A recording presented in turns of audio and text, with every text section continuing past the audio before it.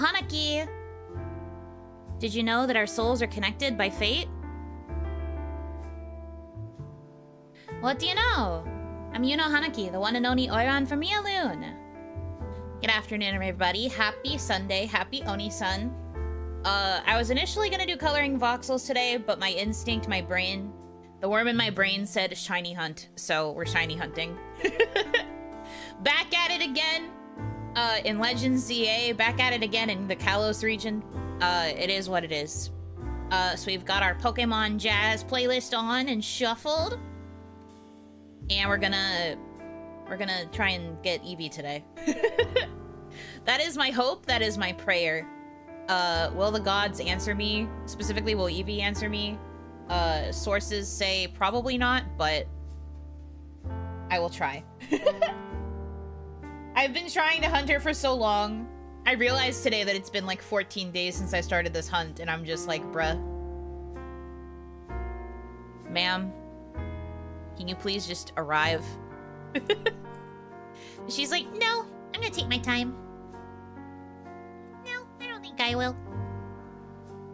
I want a shiny Umbreon so bad. I can't continue getting the rest of the Pokemon I need for my dex until I have the baby. You don't understand, I need her. But yes, oh Hanaki, welcome in, welcome in. Ibikabahob. How's your sanity? LOL. LOL Lamau even. Is it nighttime? Okay, I have to start over. So you'll notice I'm doing it in a new spot. I've been following like every guide I can see on like the best way to hunt shiny Eevee. But most people playing this game are playing it on the Switch too. I'm playing on the Switch 1. So my loading screens are much longer than the average player who's been playing this video game. So that makes a lot of the resetting methods like really, really long and really, really grueling for me. So instead of that, I am doing the one method that guarantees a lot of Eevee in a daytime session. Weather permitting. Which is running back and forth on this particular rooftop and just spawning different Eevee on this like little section of roof. Truly, I think that's like the only thing that I can do that will work remotely well for my purposes. So I'm gonna do my best. I hate this place because it's so easy to phase in this area. Like literally, one of the last times I phased here, one of the Bellsprout near this entrance part was shining. And I was like, how dare you? I was happy because I didn't have a shiny Bellsprout. But like, I know that Pokemon can shine on this roof. But the one that shined was not the one that I wanted. So I'm crazy. I'm crazy and I'm gonna do my best. I have to beat them up.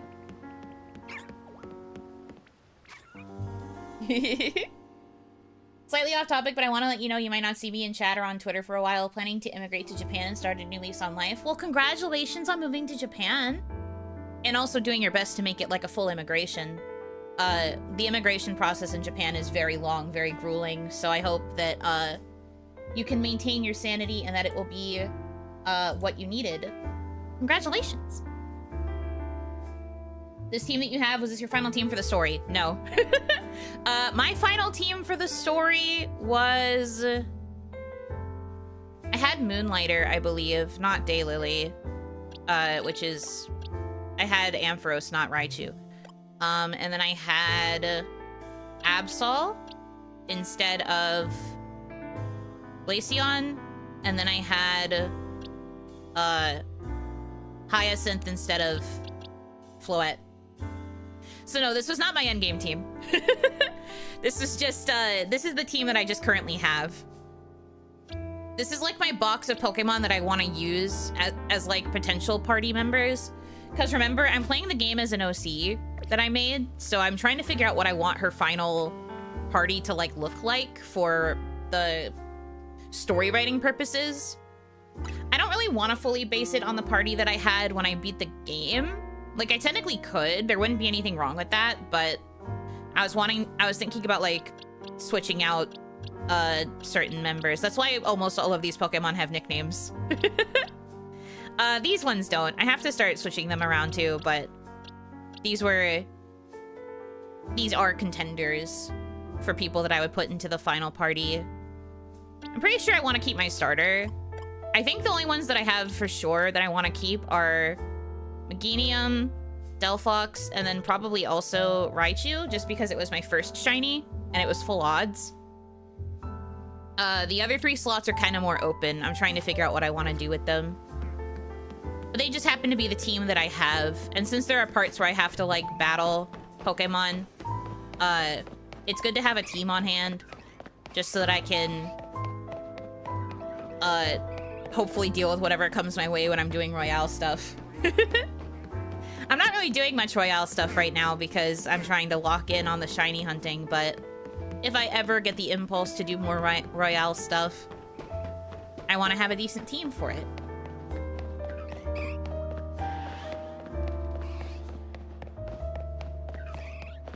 So congratulations, guys. This is the stream.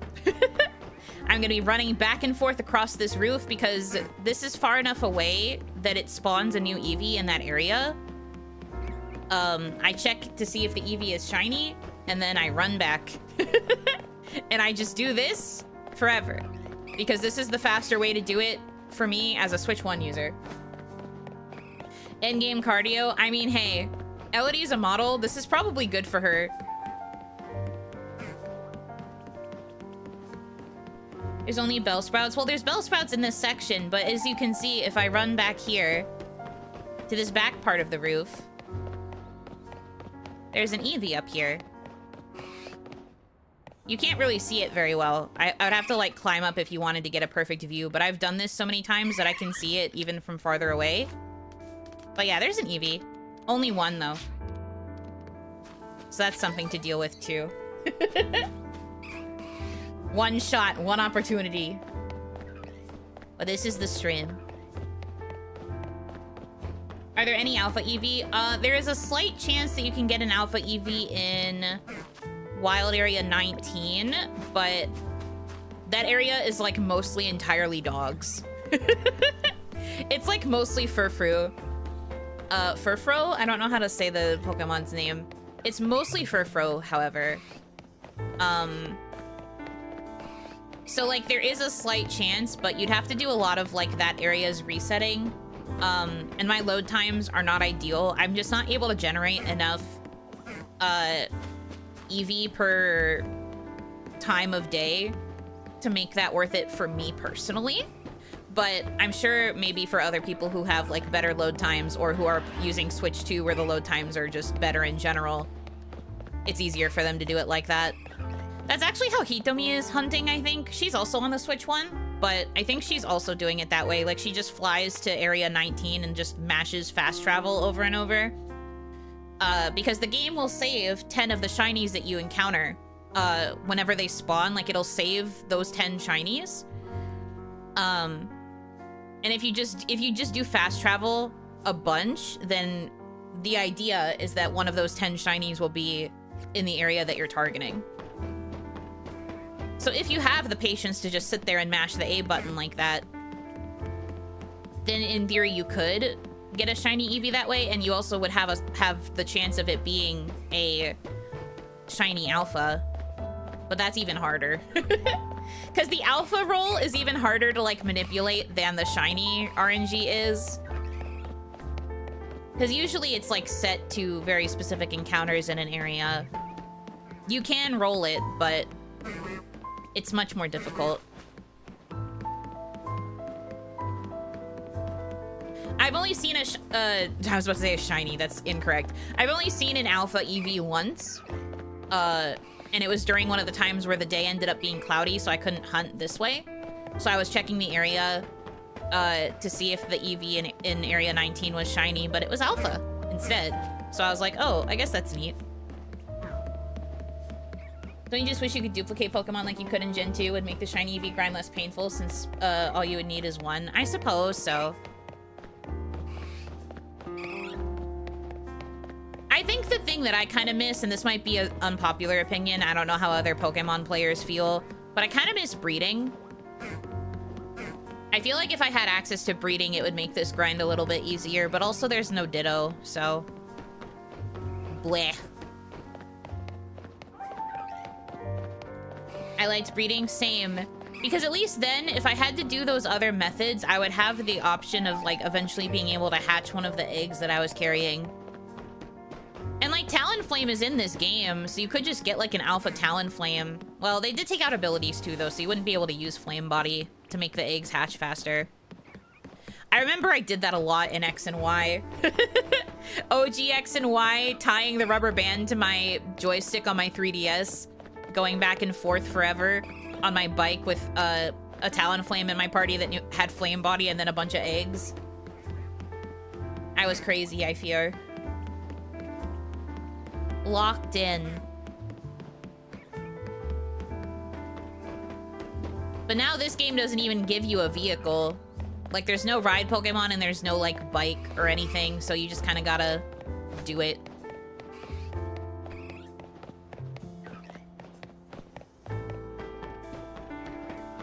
Which is fine, I guess, but I definitely feel like it's a lot slower.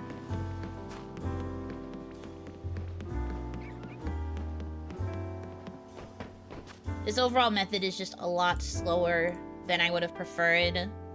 Content. It's content, though, baby. That's true. Talking to you guys will hopefully keep me sane, because the last time I was hunting, I was doing it for, like, hours, and I was literally about to fall asleep at the wheel. I was so bored. So this is half so I can entertain you, and also because now you can entertain me. This is a victory for the Yuno Hanakis of the world.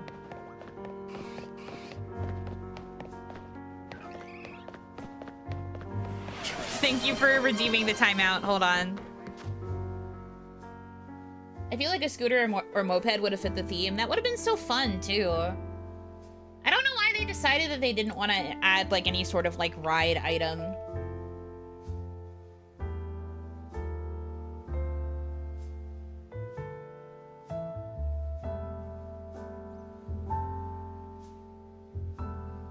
Enjoy your jail.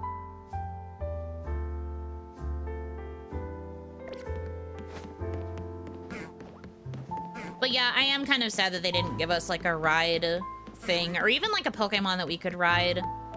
When I was first playing the game and going through main story, someone did say that there was a leak, that they did initially plan to have ride Pokemon, but they decided to take it out. I guess they wanted to focus more on the, like, parkour across the rooftop vibe of this game.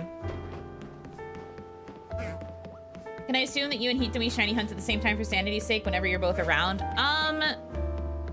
Hitami hasn't really been shiny hunting that much. Her focus was on completing the Pokedex, which she did do. She has fully completed the Pokedex now. She was more focused on getting the Pokedex. I think now she has started to shiny hunt, but it hasn't been her priority. It's only recently that she started trying to shiny hunt. That's why I mentioned that she's doing the fast travel method to try and get a shiny eevee in Area 19. She also checks all of the other spawn points for eevee, because there's a couple other rooftops in the city where you can find an eevee spawn. Just in the off chance that one of those might be shiny.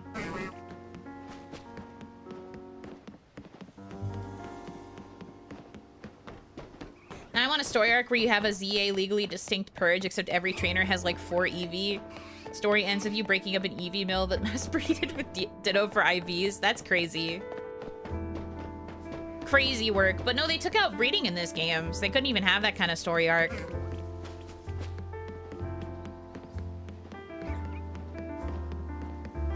The couple on the rooftop thinking, why is that girl running circles around the roof? Yeah, they've probably been thinking that for days, because I've been doing this method for days. Like, there's a couple over here, too, that's just like, why does she just look at us and then run away? And I'm not even looking at them. I'm looking at the eevee above them. There's 2 different couples that I'm bothering with my stompy feet. I made the music a little bit louder so you guys can actually hear it, but if you didn't have the music, you would just hear my aggressive stompies across this roof. Because the trainer stomps their feet so fucking loud when they run. I see you also threw your hat into the shiny eevee gauntlet. Yes. I mean, I've been searching for 2 weeks now. I've been in these trenches. I I even did another stream where I was trying to hunt for eevee, but it was in a different spot.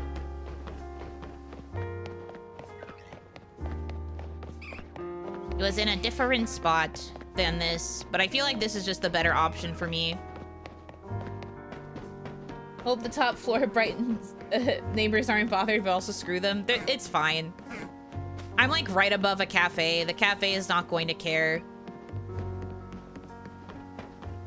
To be fair, shiny eevee does look cool, but I'm not even trying to get it to get an eevee. I want the eevee so I can immediately make it an Umbreon. I want shiny Umbreon, because I already have an eevee. But in my quest to complete the Pokedex, I was trying to raise a different eevee to make it into an Umbreon, and I was like, you know what? I want my Umbreon to be shiny. And then I sealed my fate, because now I refuse to get Umbreon until I can make it shiny. So it goes.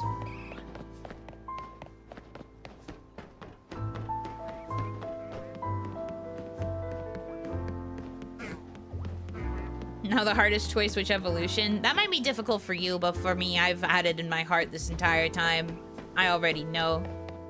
It's gonna be Umbreon. I like the other evolutions too, but in terms of like shinies, shiny Umbreon is the coolest one in my personal opinion. Shiny Sylveon is a close second, but I prefer Sylveon as pink. The other shinies,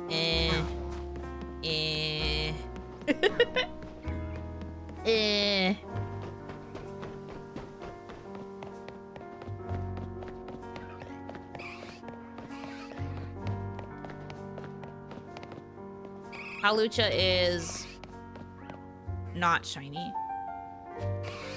I thought it might be. I have to do a check to make sure I didn't phase. Big Pumpkaboo.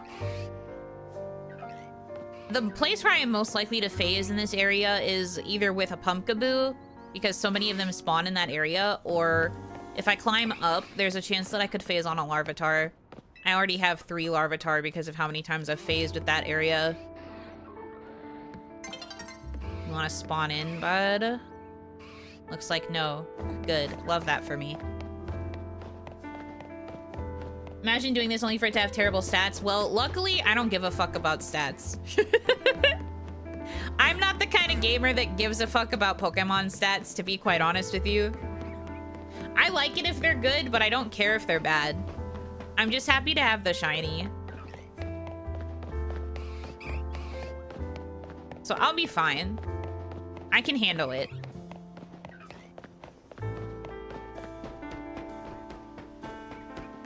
Because, like, especially with how long it takes to sometimes find a shiny Pokemon, the worst thing is to then, like, see that it has bad stats and then think that you have to start all over. Like, beggars really can't be choosers. I've spent this long trying to get this Eevee. As long as it shines, I don't care. What's the difference with a shiny and non-shiny? Truly just cosmetics. Shiny Pokemon are considered a lot rarer than Pokemon that are normally of that species. Their stats will not differ. It's truly just the cosmetic, like, color difference. And for some shiny Pokemon, the color difference is negligible. But you're supposed to be excited because, woo, shiny, it's different, it sparkles. That's about it.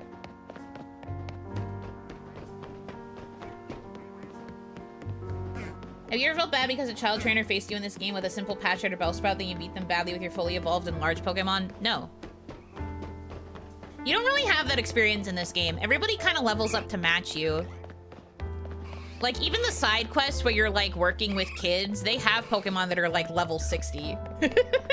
So I haven't really been in a situation where I felt like I'm beating up a kid with, like, a baby Pokemon. The quests have kind of leveled up alongside me as a trainer.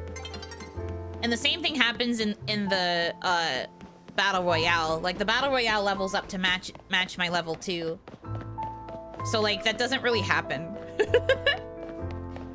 It doesn't really happen, so it's not a big deal to me.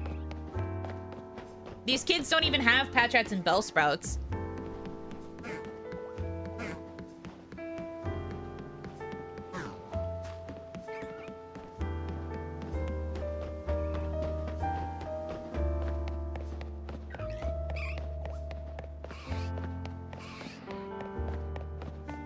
The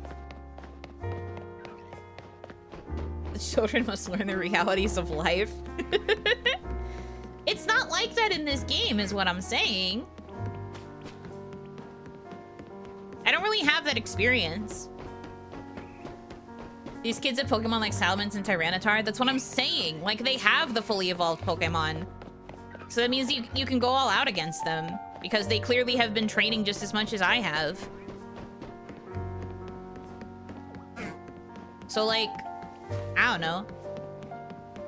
I think that's one change that I have enjoyed. The fact that, like, kids don't always just have baby Pokemon. Like, once you start leveling up and evolving, your opponents all start leveling up and evolving. Even trainers that you were fighting before, like the kids who had the babies, they now have, like, fully evolved Mons because they've been ranking up alongside you. That keeps it very even and fair. If we're talking about other games, I mean, I guess, but, like, it's mostly in the sense of you've got a big storm coming. Like, why are you even trying to challenge me? But I'm pretty good at challenging all of the trainers in a new area, so I'm usually around the same level. And I don't have to worry about the overkill. I think overkill only happened with me, like, a handful of times. Dang it. I was supposed to jump over. Oh, well, it's fine. Oh, game? There we go. Game? Transition tonight, please?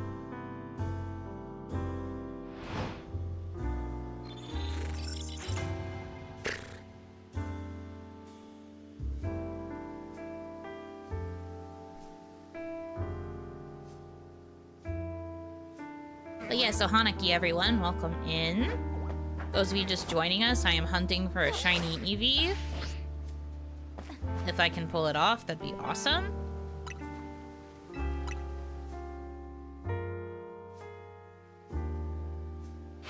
Maybe battling Pokemon here will despawn them and make it spawn something else. It does not. The only thing that I can do is if I want to take out the additional Pokemon like the Bellsprout and the Badoo, it will make them disappear for like 5 minutes and then they will respawn. That's the only thing I can do to like help myself in this situation. And it doesn't really guarantee that Eevee will be shiny. It reduces the odds of like other phases, I suppose.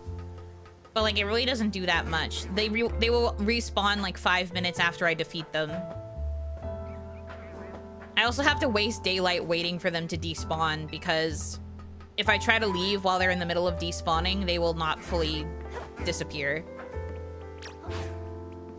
But we can do it for prosperity, I guess. One time I did this in this level 12 Bellsprout, like, did infestation and literally tortured Celosia for several minutes, and I was like, girl, you're level 100. I cannot believe you are being tortured by a level 12 Bellsprout's infestation.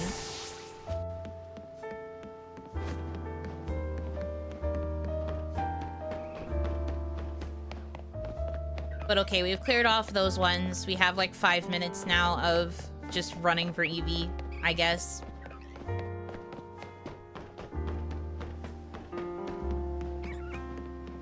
But do leave. Bugger off. Thank you.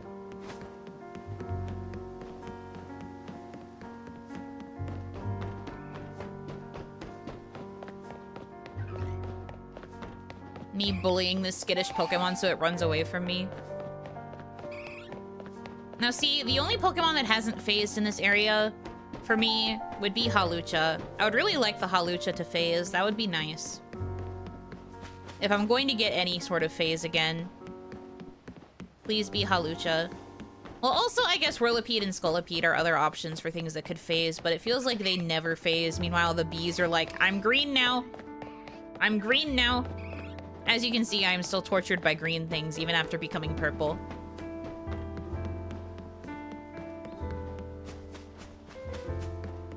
So it goes.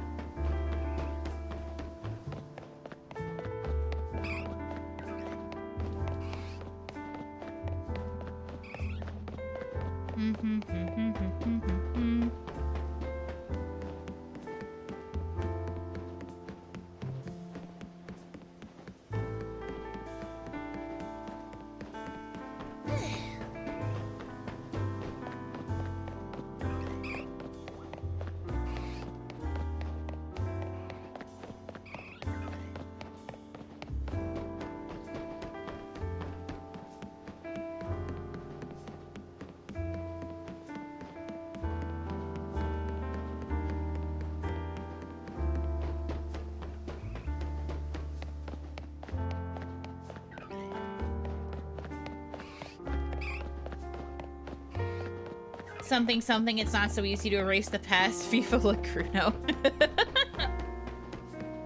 Sure. We'll go with that.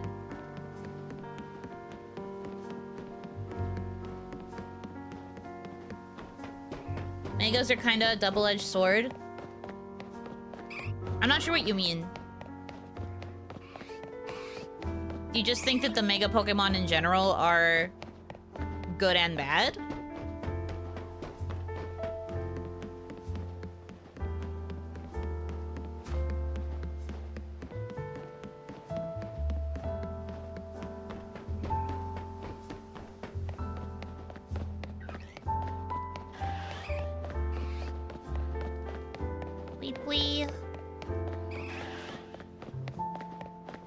Is Umbreon your favorite Eevee Evo or just the one you're after right now? I've said this before, my favorite evolution is Espeon.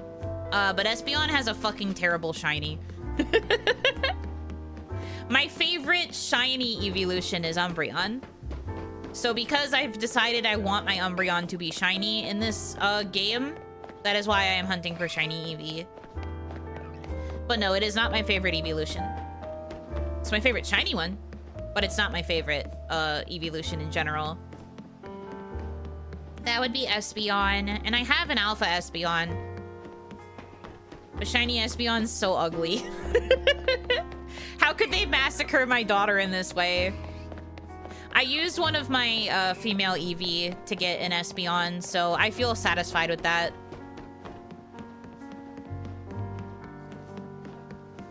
I will be satisfied with that, thank you.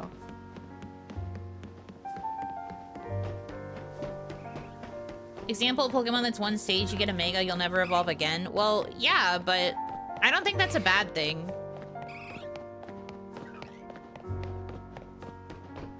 The whole point of Mega Evolution is it's supposed to be given to Pokemon who cannot evolve or cannot evolve any further. Mega Evolution was always meant to be seen as an extra evolution that only occurs due to a strong bond with a trainer.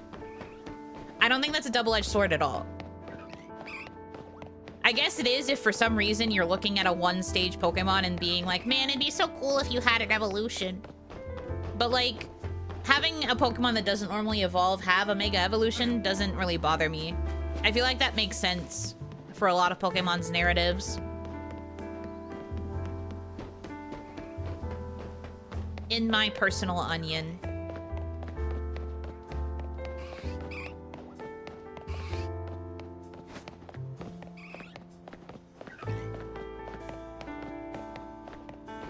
Like, I don't really think many people were chomping at the bit for Hawlucha to get, like, an actual evolutionary line.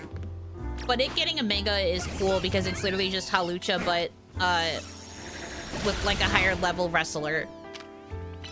Like, it works for those Pokemon where it doesn't make sense to give them a full evolutionary line.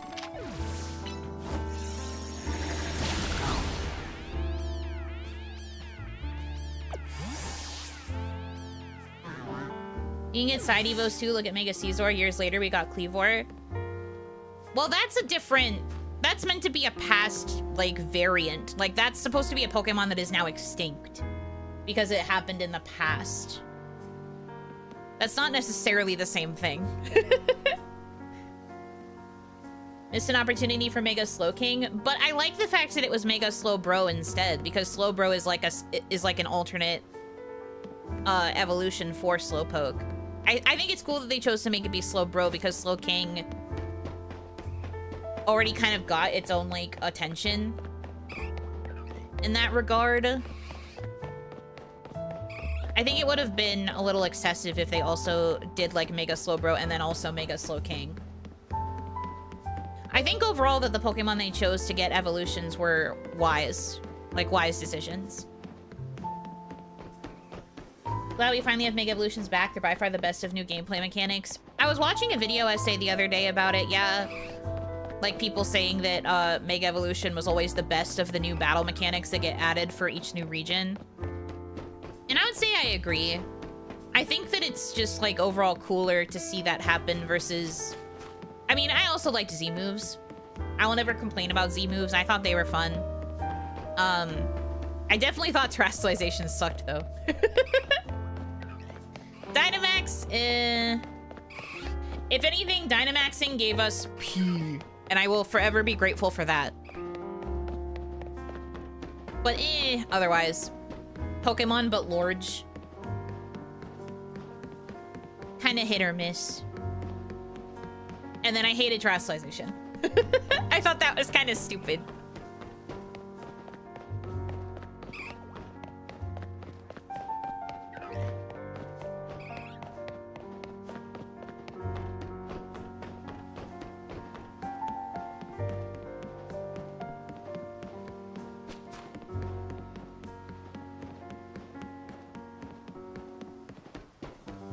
But there were certain Pokemon that I definitely thought should have gotten Megas in this game that I'm surprised that they didn't.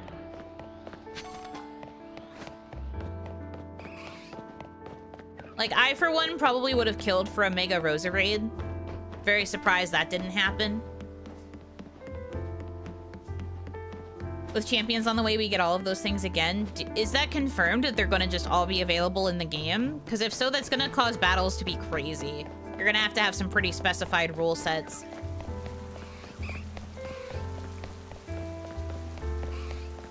Dynamax disappointed me when Wailord didn't get as big as it should have.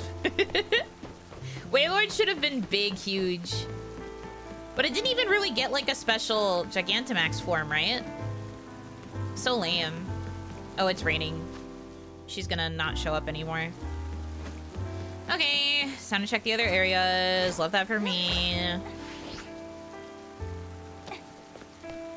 We got him big in Moon Prism Power and big cool or big silly, no in between. True. But I think that Megas are just a cool concept also because of the fact that it's like implied to be based on the bond you have with your Pokemon.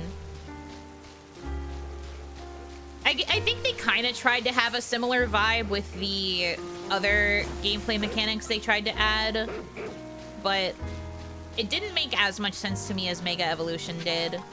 Like, the idea that your Pokemon loves you so much that they can temporarily, like, reach a whole new evolutionary form in order to, like, protect you and, like, fight for you and stuff. I thought that that was really cool. I don't really understand how bond with my Pokemon is supposed to be affected by them having a funky crystal or growing Lorge, you know? Never thought that really made sense. In my humblest of onions.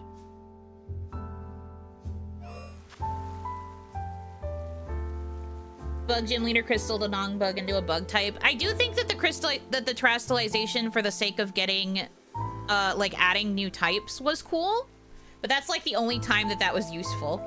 Your Pokemon loves you so much they gain a hat. You know what? I love that for you, bud.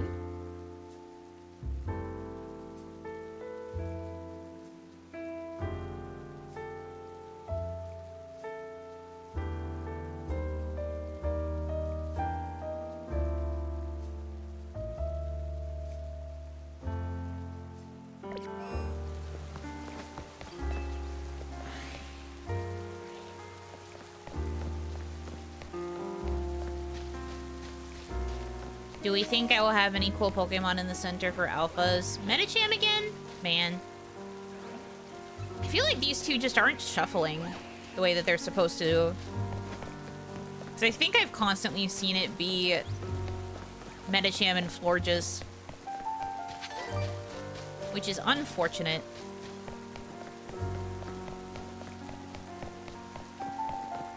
I love you this much, puts on Fedora, the memes will pass my partner.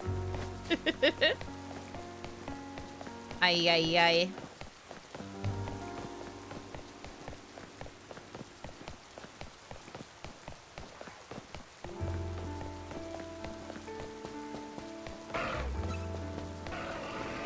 Speaking of Lucario, there he is. Wow, not a single starter spawned. Okay. I guess that's fine.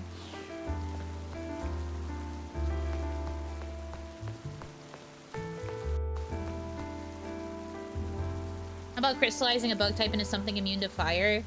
Well, they really can't do that, though, as gym leaders. Gym leaders have to stick to their own typing. I think it's cute that they had the Teddy Ursa become a bug type. Yes, that did make it immediately weak to fire, but I think that the concept of it is fun. Because it means you get, like, varied, slightly varied Pokemon available. Bugbear. Yeah, it was a bugbear, and it was so cute. I thought it was neat, personally. But they can't, like, if it turned into a type that was not, bug, then it wouldn't really be a bug gym anymore. It would just be a gym.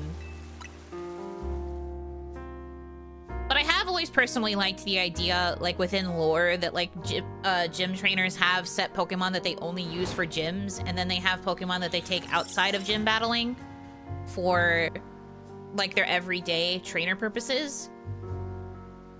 So I think that terrestrialization, in terms of, like, adding to lore, the only thing that allows it to do is allows trainers to, like, have Pokemon with them that they wouldn't normally get to keep on their team as a gym leader due to being assigned a monotype. This was also implied in the anime, I think. Like, it was implied that Brock had a team that he specifically would only use in the gym, so he would leave them behind to be used for the gym trainers. And then he traveled with a different party. Iono used Terra the best in the story, made her Miss Magius electric with Levitate. Very true.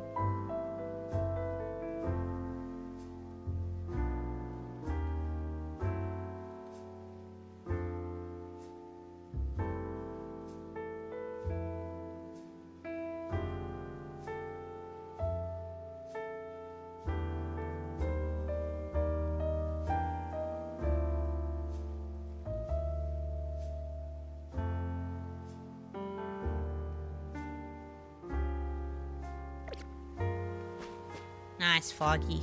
Shit.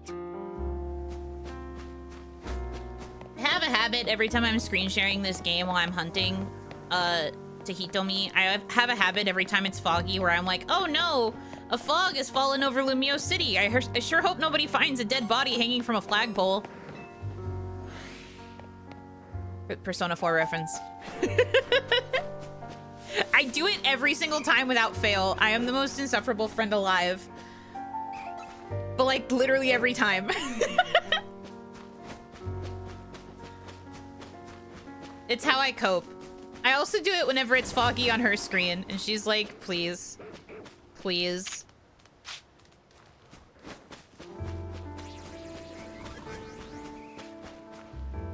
I love being annoying on the internet.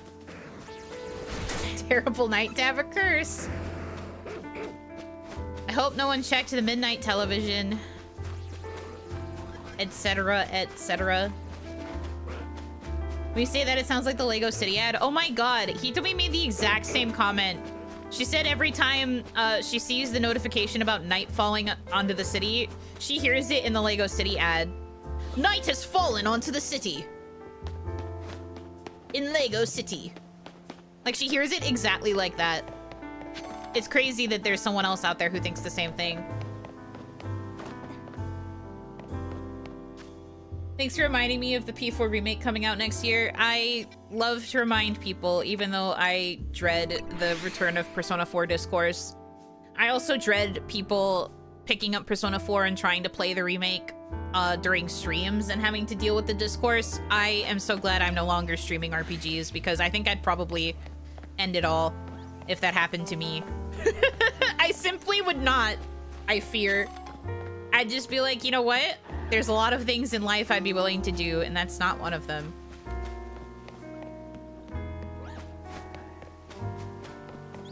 No matter how much I love Persona, and specifically how much I love Yosuke Hanamura, some things are just not worth it. Some things simply are just not. Mega Rose Raid. Or not Mega. Alpha.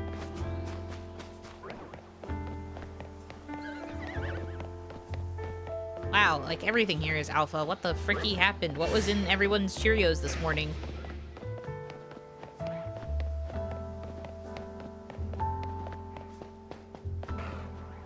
But Broske, look, I love him. If anything, I would probably play the remake in my own time and I'd cry about him again because I love him so much, but Like, that's it. On the bright side, by you not streaming RPGs, you can get through them much faster. True. Big true. Well, you say that, but I don't really have much time to play RPGs off stream.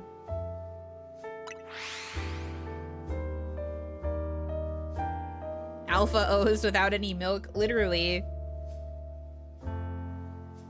Their Cheerios are freaking strong today. Anyway, back to the bench. Boy, I love sitting. But yeah, I don't really have as much free time, quote-unquote, to play RPGs. Like, I had to literally take the time off to finish playing Pokemon. I guess I would have to take time off again if I really wanted to lock in and play another game, but we'll see. 60, 80-hour time sinks you off stream, it'll take a while. That's what I'm saying. I don't have as much free time as one would think. Especially for such a long, long on average game. I'm like that right now, can't make progress in Zillia because I'm too busy. I hope you're liking Zillia, though. I don't know if you played it originally. I forget if you mentioned that. But I hope you've been liking playing it, at least. I like Zillia a lot. I am a Zillia girly.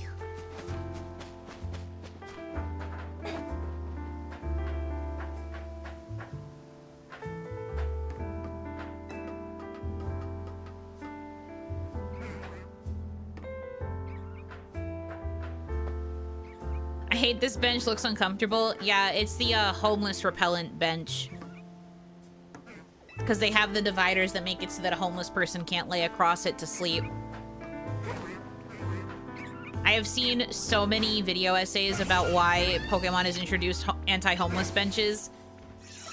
Because, like, this entire time, everyone has thought of Pokemon as, like, a utopia where everybody is, like, loved and respected. But the fact that they have an anti-homeless bench in the city kind of throws some of that under the water. Very interesting. Never played Zillia, tried to find a physical copy years ago, but only found Zillia 2. Very fair. So I'm moving so slowly with Pokemon right now, that and I keep being distracted by new mons and side quests. I mean, I think it's good that you're able to take your time with it. I unfortunately have a brain worm that makes it whenever a new Pokemon game comes out, I have to disappear and play it, and I refuse to reemerge until I've beaten it. Like, that's just a legitimate mental illness that I have.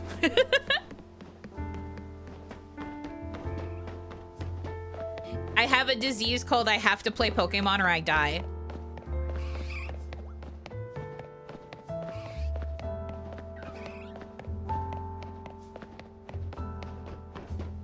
But I envy people who are able to take their time and play games. Because when my fixation takes over, it takes over.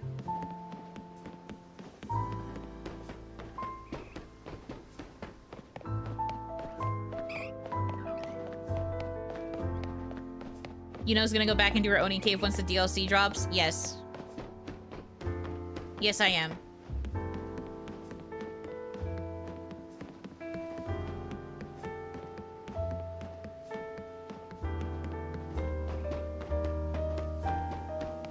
Flexer a pill for that now. Side effects include Digimon.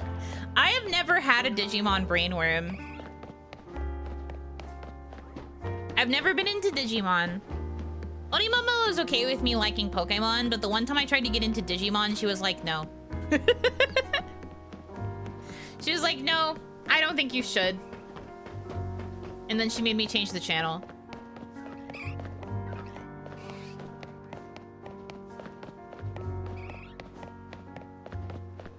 The old days when I could play through an RPG in 1 to 2 weeks, good times. Nowadays, it's 4+. Look, I get it. As you get older, you just don't have time. Or, like, you have to make the time, and not many people have the luxury of being able to do that. Even when I worked my full-time normie job, I took a day off of work, and then I had a 3-day weekend so that I could play Pokemon. And then when I came back, I was like, hey, I beat Pokemon. and everybody that was in the, like, gaming chat was like, what, already? And I was like, yeah, why do you think I took the day off? Smile. And they were just like, you're really good at Pokemon, huh? And I was like, I guess?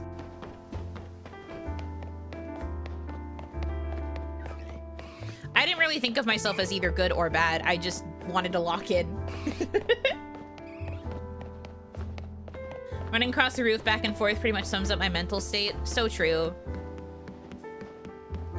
The minute the sun rises, running back and forth on a roof. Couples staring at you like you're crazy. Many such cases. I'm probably gonna have to do a phase check in a little bit. A little bit.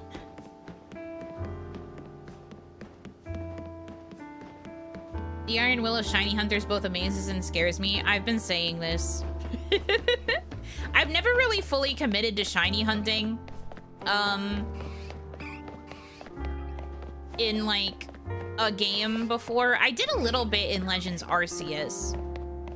And I remember I think I tried to do like one shiny hunt in Scarlet and Violet, but like I didn't really do much active shiny hunting in other games.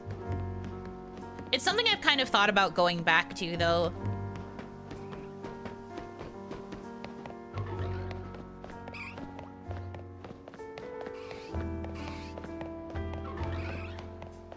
The couple's conversation be like, honey, why did you bring me here again with that weirdo running all the time?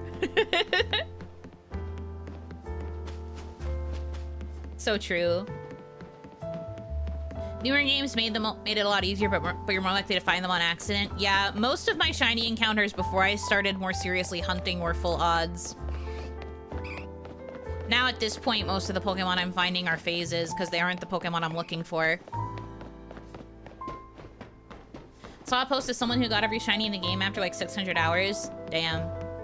Well, there's also some people like VTubers who like make this their job, so they commit really hard and will like not stop making content until they get all of them. So it's not that surprising. But also there's only 230 Pokemon in the game, so it's not that difficult to get the shinies, I would say.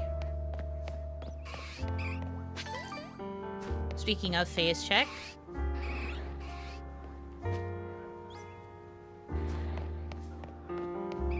But it's not that difficult. Also, some Pokemon are shiny locked. Like, you can't roll for a shiny starter when you're first choosing your starter. And the legendaries are shiny locked. So that, like, cuts down a couple of the Pokemon. And the Pokedex in this game is already pretty small.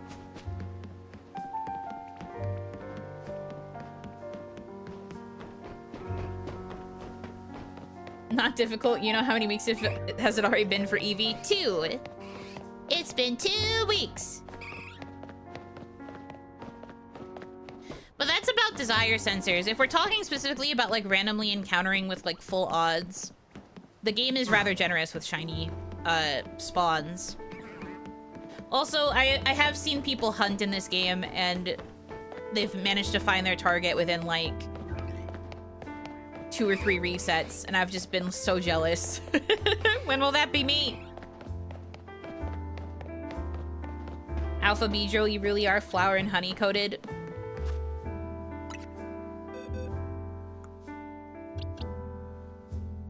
Yeah.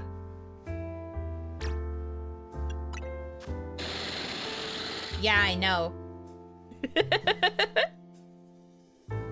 That was the first phase that I got in this area. Not only was it the bee, but it was an alpha version of the bee. Do you know how hard that is?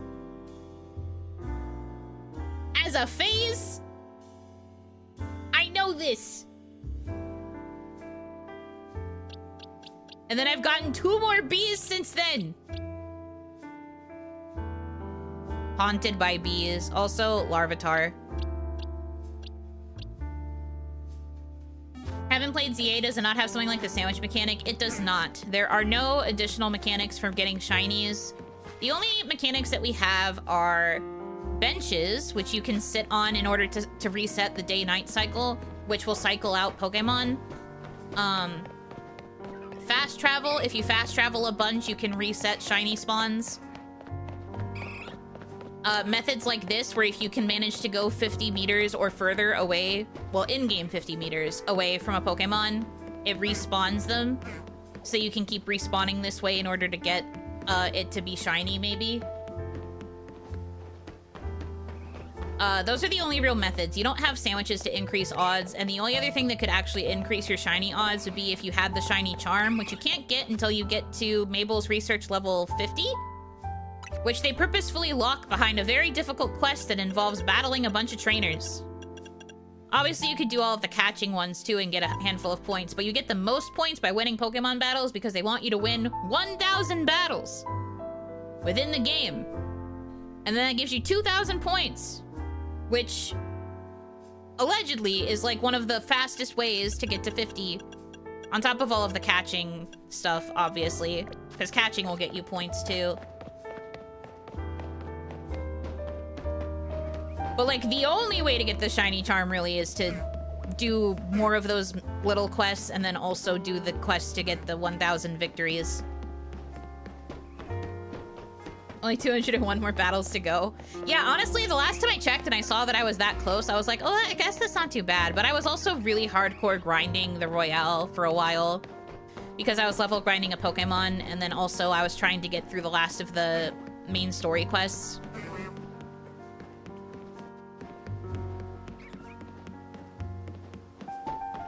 So honestly, it wasn't too bad.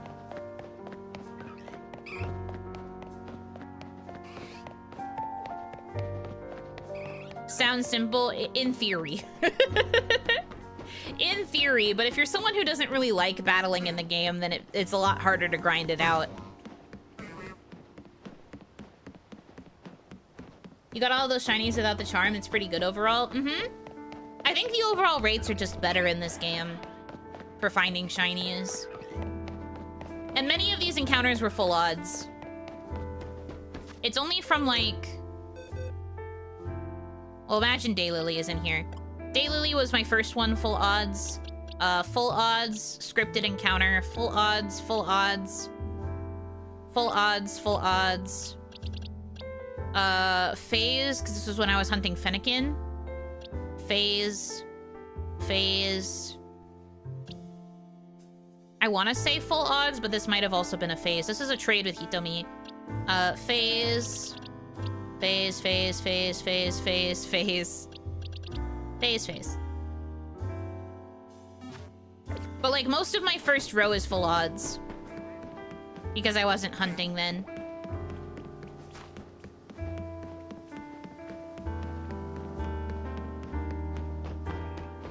Battle, what else are you going to do? People genuinely have fun in this game just running around, catching Pokemon and vibing.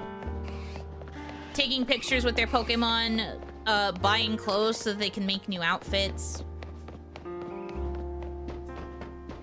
There are plenty of people that have been in this game, that have been playing this game that just do not care about the battling side.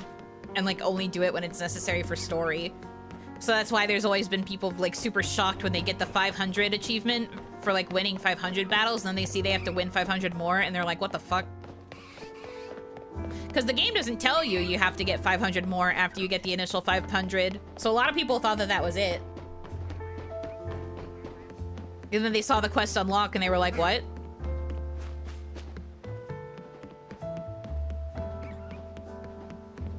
Why are all your Shinymon green? Oh, right, silly question. It's because most of the Pokemon in Gens 1 and 2 only had the option of being either green or Orpal for their shiny colors. And they weren't updated, okay? I don't want it to be this way. I'm not actively hunting for the green ones. Is there a guaranteed chance for Shiny Mareep because of the side quest? That side quest just gives you the Shiny Mareep by default. You cannot hunt for Mareep in that area until you complete the Shiny Mareep side quest. Fun fact. Someone looked at the code and saw that like the Mareep on the bottom level are coded to just never be shiny until you complete that side quest that introduces the shiny mechanic. You have to complete those side quests to get the handed to you shiny Mareep, and then you can get shiny Pokemon on that section. Or specifically Mareep. You can get the other Pokemon shiny, but the Mareep will not be shiny until you get handed the free one. The universe bullies Yuno, I laugh, all is right with the world. Man. That's how I played Scarlet. I was totally focused on catching everything, avoided pretty much every trainer. Very fair. Not everyone plays Pokemon to be a battler. I do think it's kind of nice that this game has made battling feel segregated from the rest of the game. So that way, if it's not necessarily your cup of tea, there's like ways to skip to the part that you do like, and you can just really take your time doing the stuff you do enjoy. But I will say that battling is probably the easiest way to make money in the game. So if you're one of those people playing this game because you want the clothes, you're gonna have to do some battling.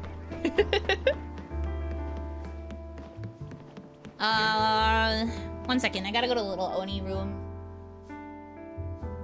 Un moment.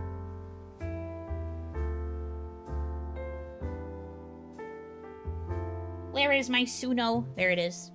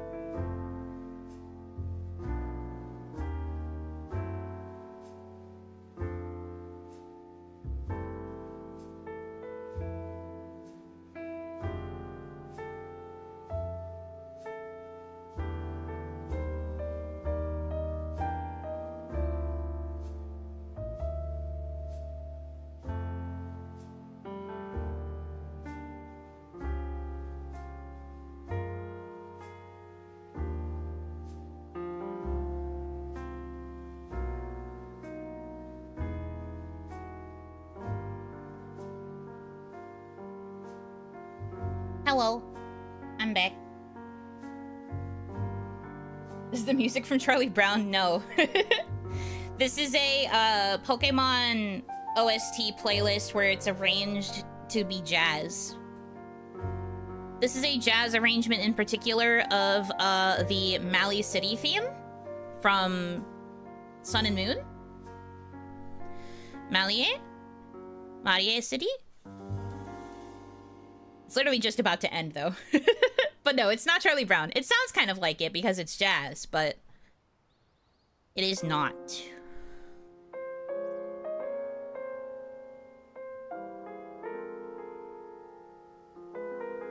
Thank you for the welcome back. We begin again.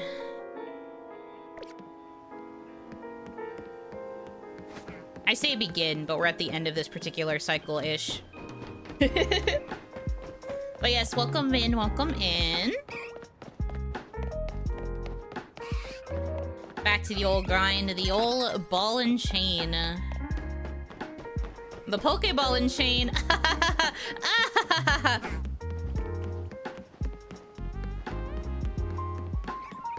Change the hair again? No?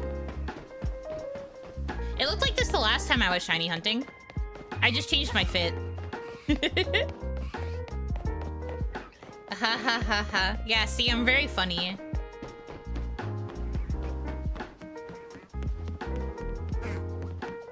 No, why do you tomato me even on Twitch?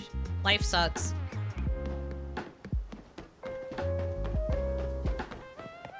But yeah, no, the hair is not different. Although I will say I did consider changing up the hair color again. Oh, did it get cloudy? It sure did. Fucking shit. I did consider changing up the hair color again because I wasn't sure if I wanted to stick with the pink and the pastel purple, but unfortunately no other combination of colors really worked for me. So I guess this is the look. Last time it was brunette with purple streaks. Fair. I think last time it was orange with purple streaks. Oh, there's the Alpha Eevee. Not shiny, though. Are there any other Eevee that spawned here?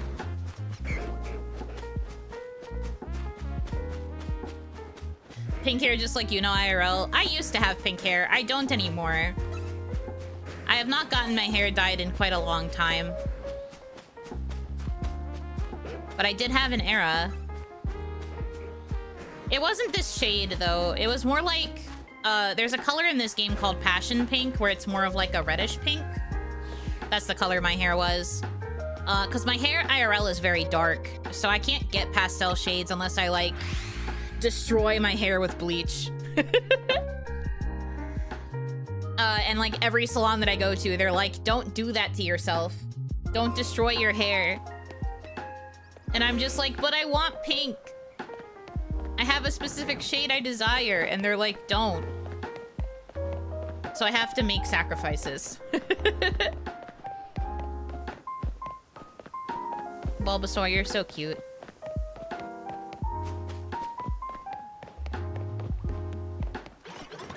Ice cream and Machamp. I think I don't need ice cream. Let me double check. Yeah, I don't need big ice cream. I need middle ice cream, so I have to evolve a Vanillite into a Vanillish. As you can see, I still have, like, handfuls of Pokemon that I have to get my hands on in terms of completing my decks. I've been a little bit lazy. That's because I've been distracted by my quest to get, shiny Eevee. If I wasn't so distracted, I probably would have had a completed dex by now. But it is what it is. Tapping!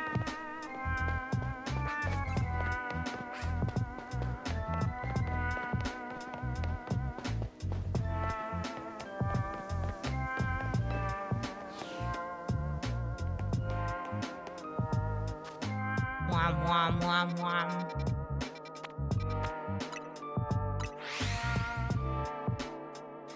Hey.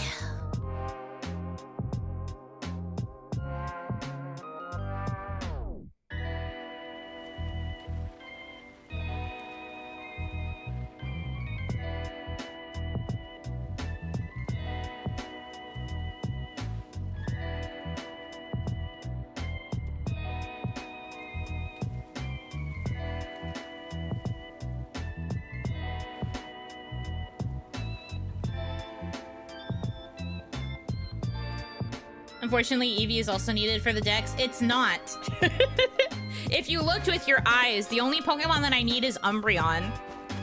If I really didn't give a shit, I could just wait until an Alpha Umbreon spawned in the center of Area 20, and then I could be done with that part. But I specifically want my Umbreon to be shiny, so I am stubborn.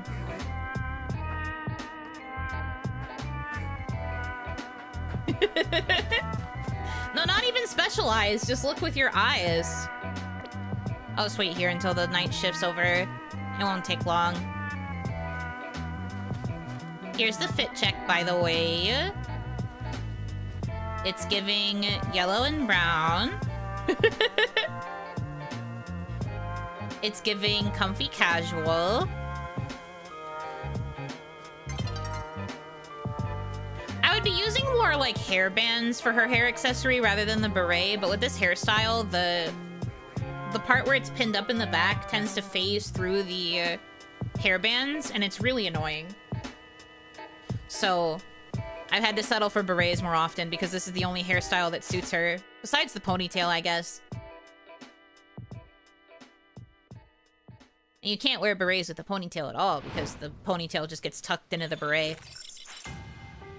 Fall Elodie, yes, she's very cute.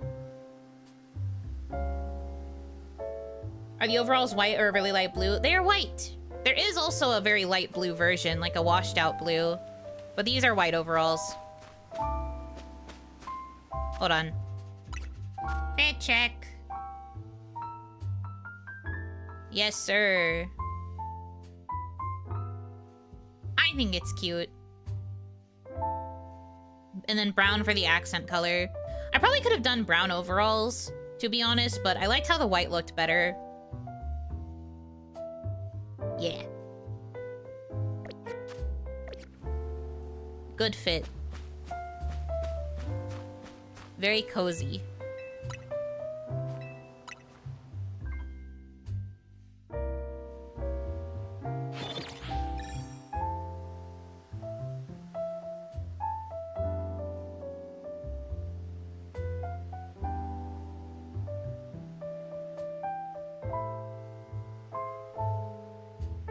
Bum, bum, bum, bum. All right, it is sunny. We are good. For those of you that aren't aware, eevee only shows up during sunny days outside of Area 19. Area 19 is the one, like, for sure static place where you can find an eevee. But if you want to find eevee anywhere else, they only show up when it's sunny. The minute there is a single cloud in the sky, it's Jover. My personal hate for the black hair in this game. True. I understand.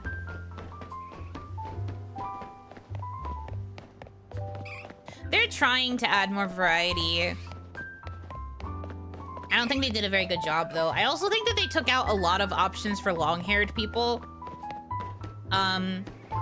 Which I hate. Like, this is the best option for having long hair. Almost every other hairstyle is for short hair. And since I envision Elodie to have long hair, I, like, don't have a lot of options. All of the hairstyles with, like, slightly longer hair suck. Planning on getting the DLC? Yes. Of course.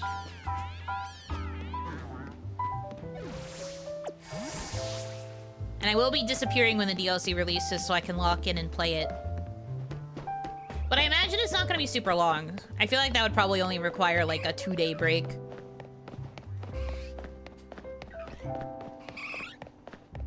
Which, if I keep my schedule the way that it is, it would probably work out fine, because I believe the DLC releases on a Wednesday, which means I would have Thursday and then also Friday to play it. So I think I'd be all right. Eevee is not here to stand in the rain, sun only. She really is that girl. She's so picky. Can't believe Yuno is dying for 2 days. Precisely 2 days. Yes.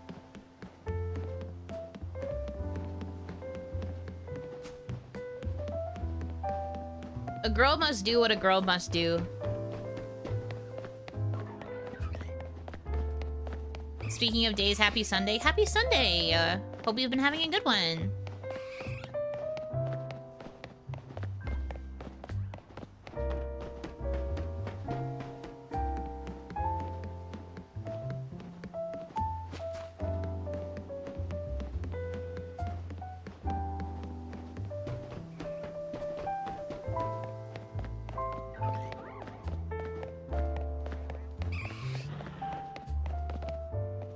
Cheap model? What are you talking about?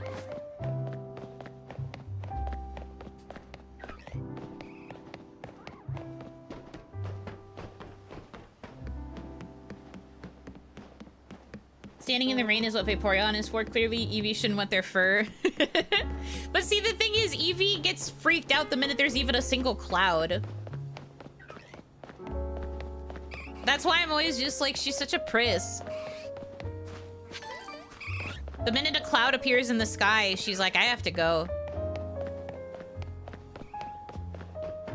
She wants to sunbathe and nothing else. Which, on the one hand, good for her. On the other...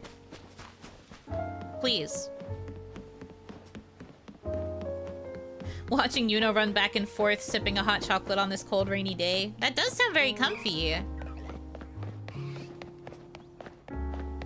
I am glad to be your rainy day entertainment, even if all this is me running back and forth on a roof.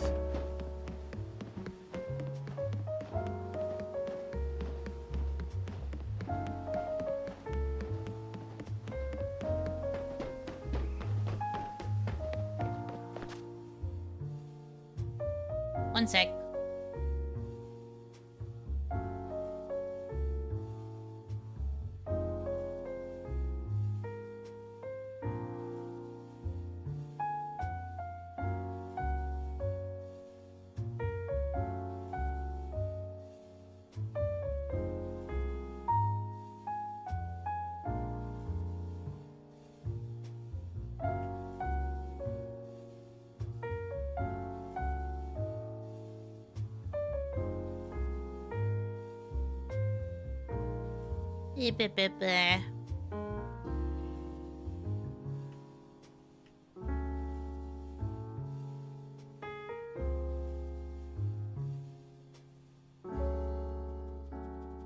Sorry, I'm getting heated about something.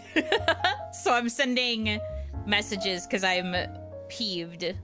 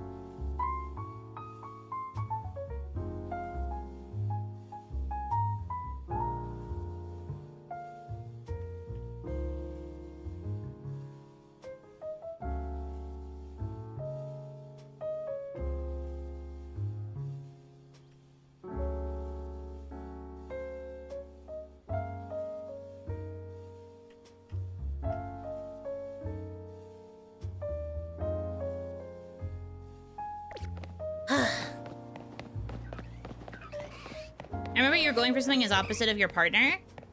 Huh? Partner? I'm getting more confused by the second.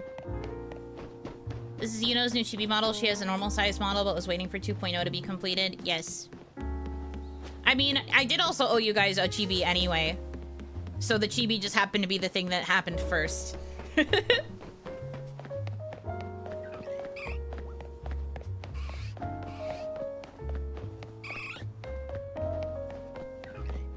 I like the chibi model very much. Thank you. I like it too. I think it's very cute.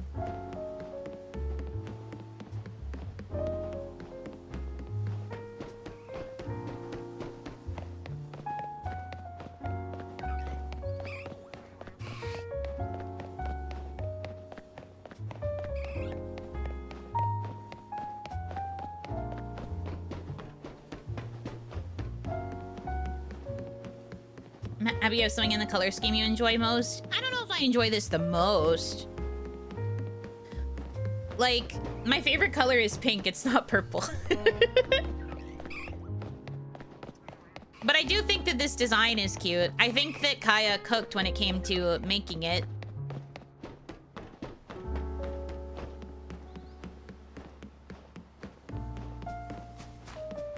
But I do think purple kind of suits Yuno Hanaki more than other colors would. It isn't orange. No, I do like orange too. Orange used to be my main favorite color. But it's pink. I still love Green Woman's design, and you are allowed to. I think that Green Woman being the start of the Yuno Hanaki brand TM has served her role well. But there are a lot of elements of the design that I kind of side-eye. Because we've discussed this a little bit, semi-briefly, but I think that when it came to commissioning the design for Yuno Hanaki, management didn't really seem to know what they wanted. And they gave a lot of conflicting information to my mama, and thus my mama did not really know how to draw me. So a lot of things like drastically changed in the transit of it all.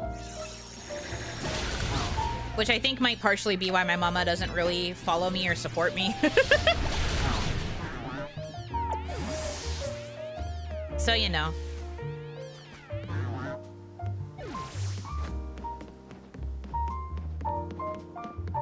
I think that she ended up with a very complicated design, and there's a lot of aspects of it that are just, like, difficult for most people to draw, and in the end, it's just kind of reached a point where it no longer suits me.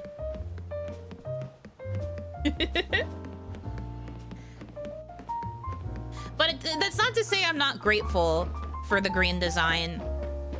I do still like Green Woman to an extent. She has represented me for, well, I guess technically since I stopped using her on the 2-year anniversary, she's represented me for 2 years-ish.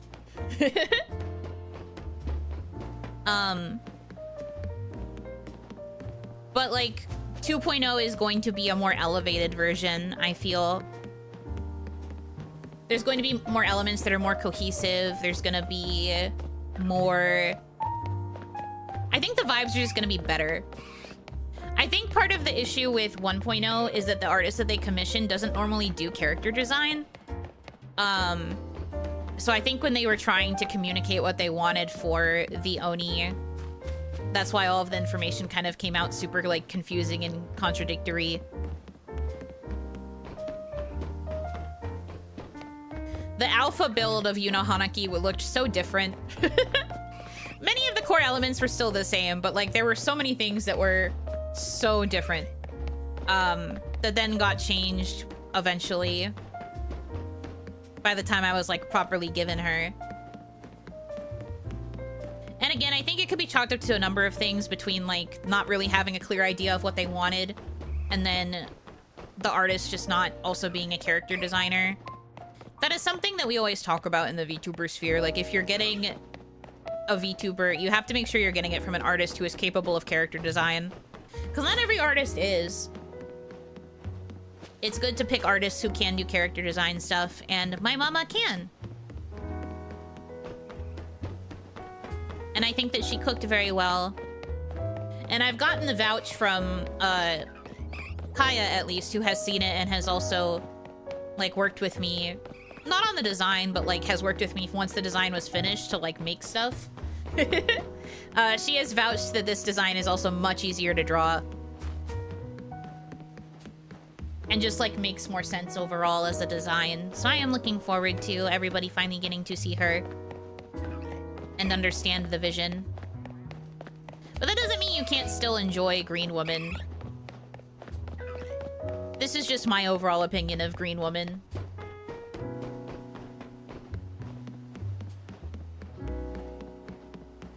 An Oiron that's not an Oiron has to be cute and not have elements of an Oiron. Like, at first they made her so Onesan looking, and then they made her look smaller, and I know that my initial art mama does not really care for more cutesy looking women, so I think that that might have pissed them off a little.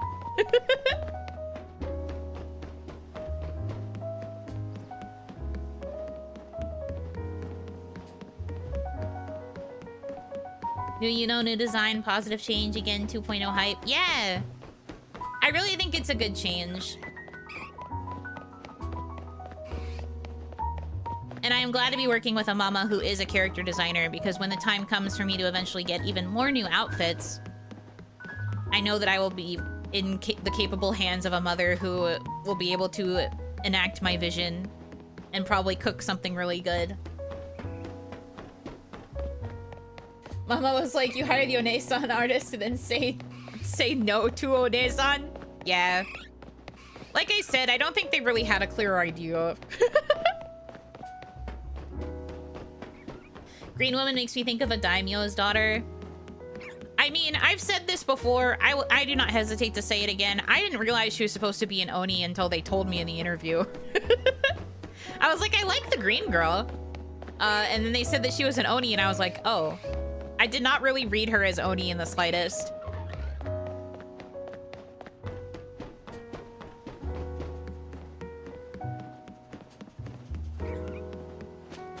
And I think there have been other people who have like come into my streams and said like that I look more Chinese or that I look more Korean when I'm supposed to be based off of the Japanese concept of like Oni and Oiran and all of that stuff. Half Oni, if I remember correctly. Well, no, they never said that to me. They said that she was an Oni.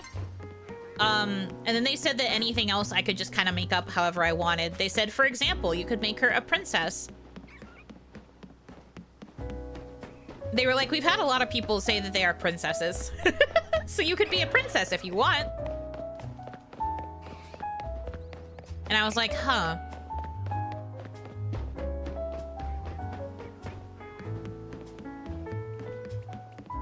But no, they never said half. I decided to make it half because I felt like the Oni features were not prominent enough to make her make sense as a full Oni.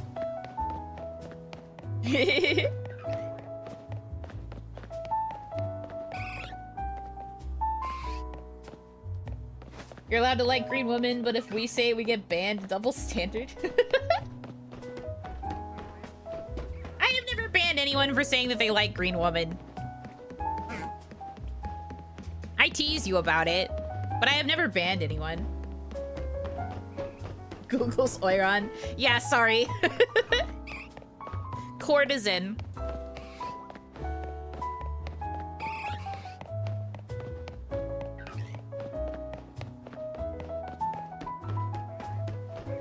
I wonder the artist didn't know what to draw if Kawaii weren't strict in what she was. I don't know how strict or not strict they were.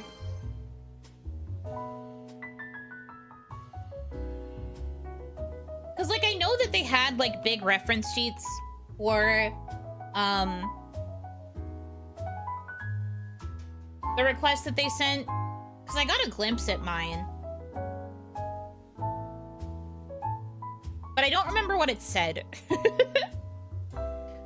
The only reason I know, kind of, is because they told me that they had wanted it to be based off of the concept of, like, a Maiko or an Oiran. And I thought that was really cool. And then they were like, well, yeah, but you can't include that because that's not very kawaii. So I was like, oh. Why am I here then? Why would you have my design be based off of an Oiran if I can't be that? I feel like you could have chosen literally anything else. Like, you could have just made her like an ordinary shrine maiden, or like... It's just, you could have done something else then. There's just something kind of strange about how they were like... You can't say that, though.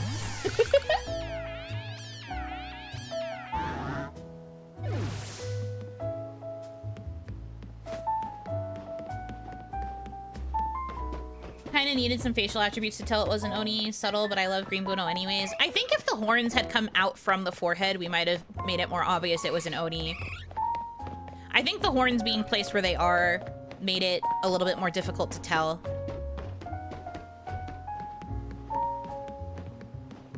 Because at first I just thought like gold demon. I was like, demon but gold? Uh-oh. I don't know how Reina Sun's gonna feel about that. But then they said Oni and I was like, oh. I guess.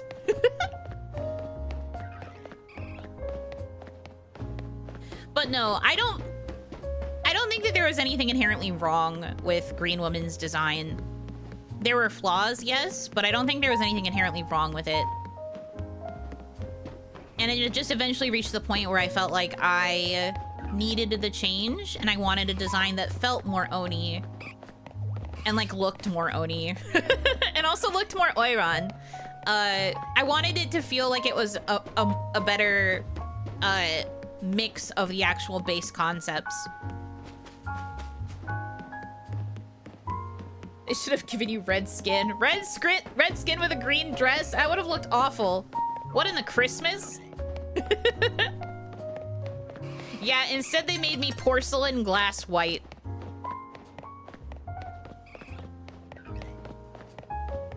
It's not a hair ornament, somebody probably. That was me. I was definitely like, oh, I thought that was just part of her hair ornament. Crazy.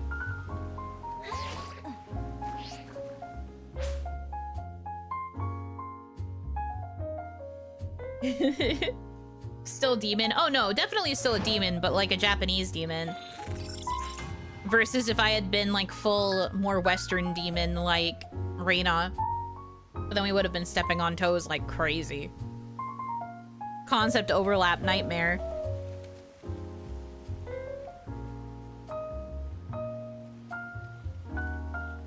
Baby Oni Yuno. I'ma be an Oiran. They're so cool and pretty and smart. The other Oni, she's so cute, guys. We can't tell her. No, my lore. I was an Oiran before becoming an Oni. And then I just became an Oni Oiran after the ceremony failed and I only became half Oni. But Onis had the spear thing, or was it a different magical creature? They don't have a spear thing. Oni are mostly symbolized by their horns, which usually protrude from the forehead rather than the top of the head. Tiger print stuff, like tiger print togas and underwear. They have clubs. They have, like, spiky clubs. I only know Onis drink a lot. That's my limited knowledge. Yes, they do also like to drink. Very strong alcohol tolerance.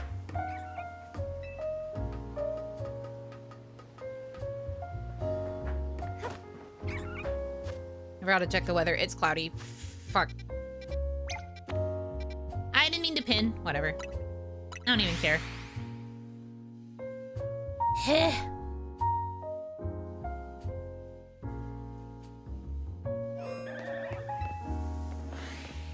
Oh, I think Eevee's alpha again. Hey, buddy.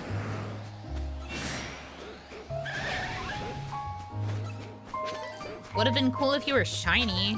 I would have gladly taken that. I don't think anything else in here is shiny.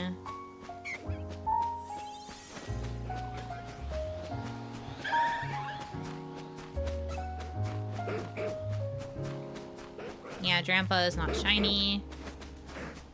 So many dogs and Kangaskhans. None of the Audino are shiny. Okay. Shiny Alpha Umbreon, imagine. I've been saying this. That's why I keep checking here, because there's a chance an evolution can end up in the center where all the alphas are. And there is a chance it could be shiny. I'm also checking just to see if there could be any shiny starters. That luck would also be incredibly crazy, because the starters have such a low spawn rate. Monkey. Do I need the fire monkey? Whoops. Do I need the fire monkey? No, I need the grass monkey. I keep forgetting.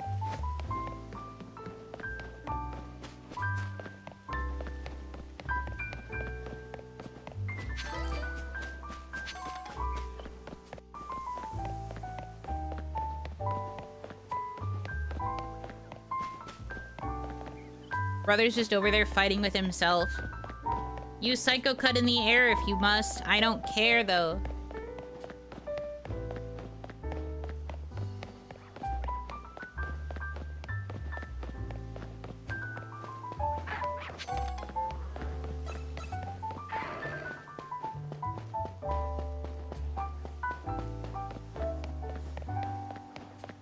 Nothing.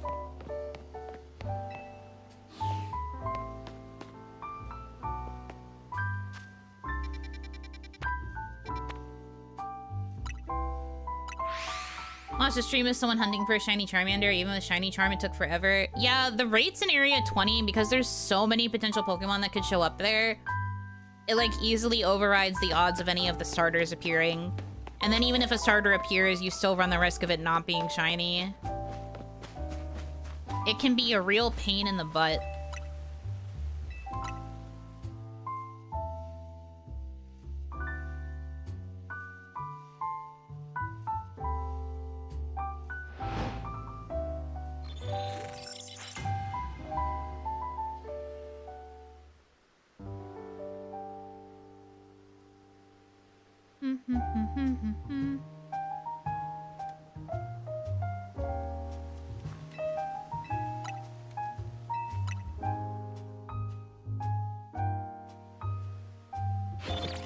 Is it still cloudy?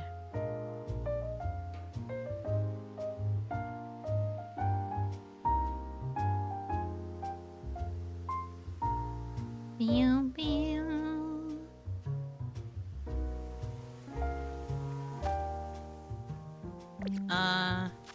No, we're good. All right, nice.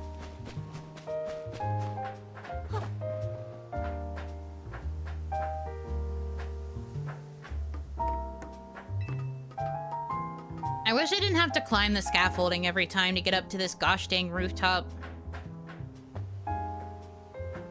I feel like I waste so much time navigating it.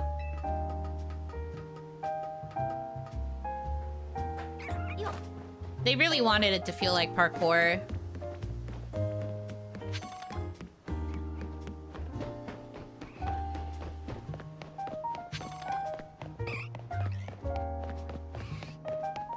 Actually, I should phase check. The bee, Scolopede's normal. These two are normal.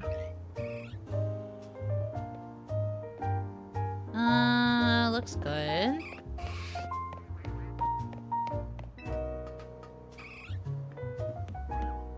Halucha, normal. Bellsprout, normal. Fletchling, normal.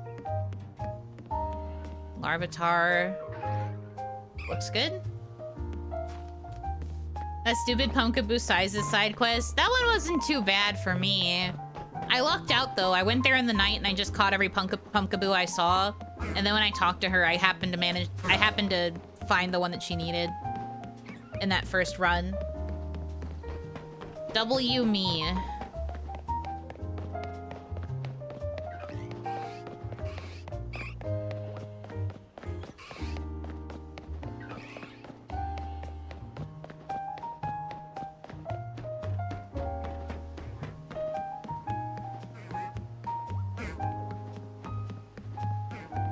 Rare question mark GOW.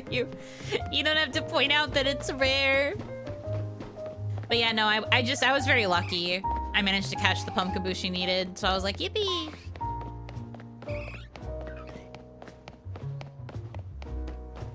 It's the little things.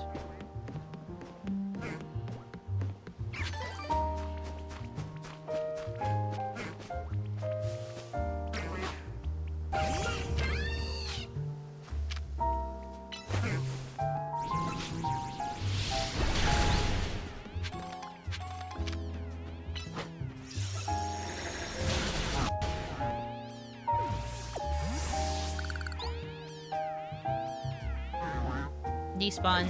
Thank you.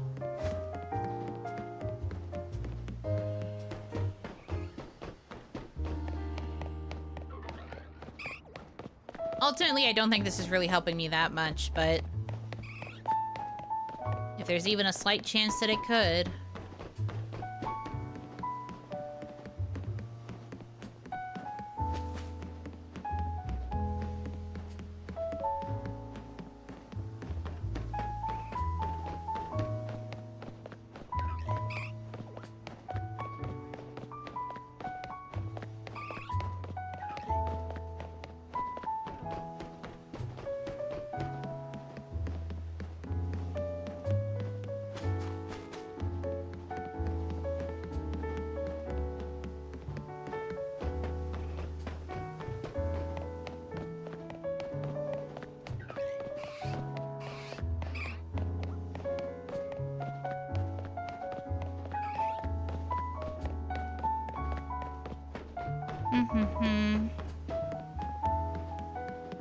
The amount of days that I have spent on this rooftop. The rest of Team MZ is probably just like, man, I wonder where Elodie is. Elodie running back and forth on a roof forever. I just want a little baby.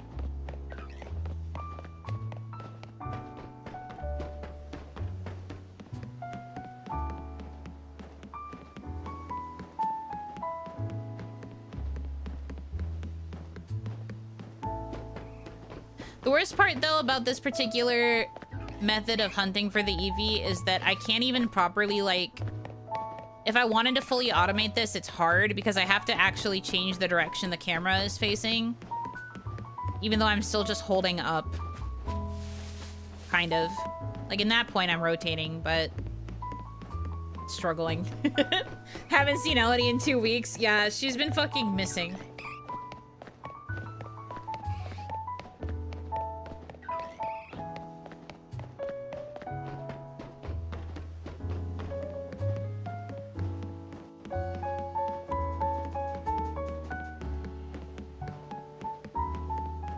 This is what 5-year-old siblings are for. I don't have any siblings. I'm an only child. I think a kid would get bored doing this, though. Kids do not nearly have this level of patience.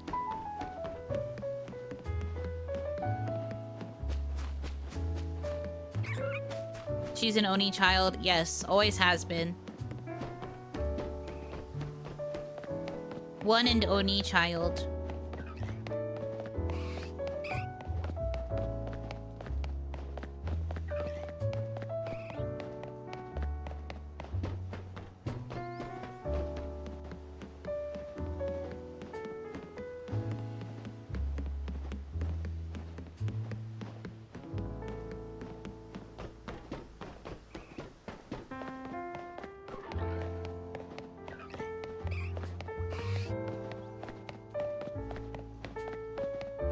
Imagine trying to get a Fortnite TikTok zoomer to shiny hunt. They do one lap before getting bored. Very true. Well, even people who enjoy shiny hunting admittedly get a little bit bored, even with the more automated methods. They have to have something, like, to do on the side while going through the monotony.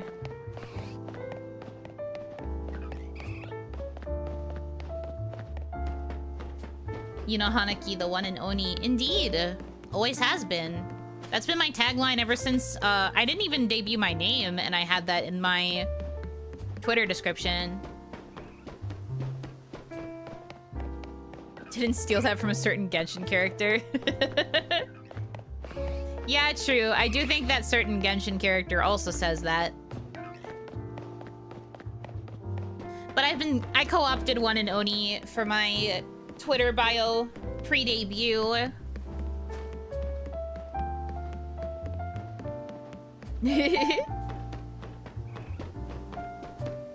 A certain buttery swordsman also planned to have a pun in her description, but she was told she couldn't have hers because it would have spoiled her name.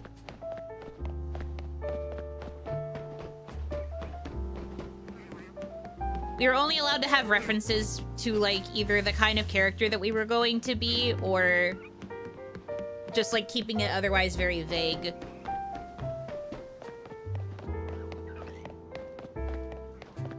For the record, I think it was going to be something like, I want to be the only Ron in your heart, which is such a good pun, but management didn't let her do it because it was a name spoiler. But it was so fire.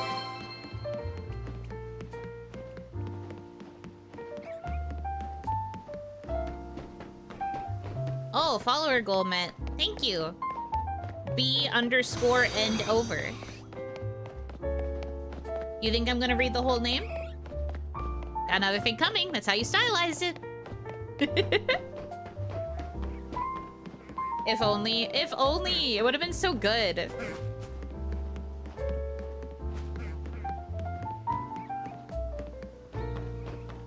That notification sound made me think it was a Speen. It does sound kind of similar to how it does for Speen, but it is not Speen.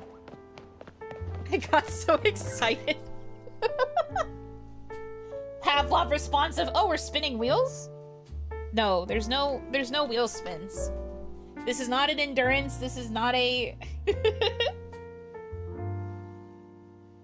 This is not a Unothon. There will be no spins. Not like this. Welcome. We can't spin for fun? No. No gamba. No spin. No gamba. How's the hunt going? I'm depressed. She's still not home.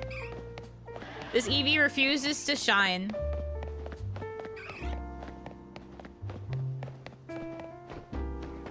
You ever try soft resetting for shiny legendaries back when you could still get them? I have memories of wasting a lot of time rewatching the fight intro over and over. I never resetted for shiny legendaries. I didn't really care about that.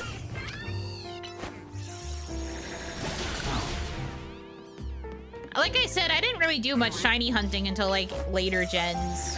Much later gens. Did you spend your remaining Unothon jail time? No. I actually haven't done any calculations to see where my numbers are at, but I definitely... If I had to guess, I might be just under 400 now. I probably still have like 300 or so hours left, if I had to guess. I will do some math and get back to you tomorrow. We'll talk about it during Onimon. I'll do some math. But I'm pretty sure I'm still stuck like just below 300. I'm never leaving.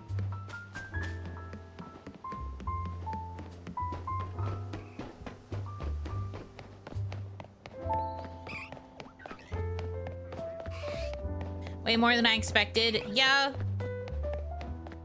Yeah. So it goes. I did this to myself. If I ever do a Unothon again, I have learned my lesson and it's gonna cost way more money.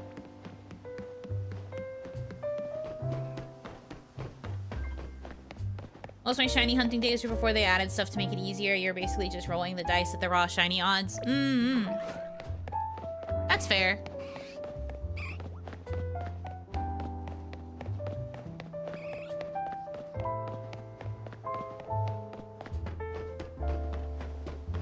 Can't wait to see you get locked into a Unothon for months all the same. That would not happen. Like I said, if I ever do another Unothon, it's gonna be way more expensive. You will not be able to lock me for nearly as long.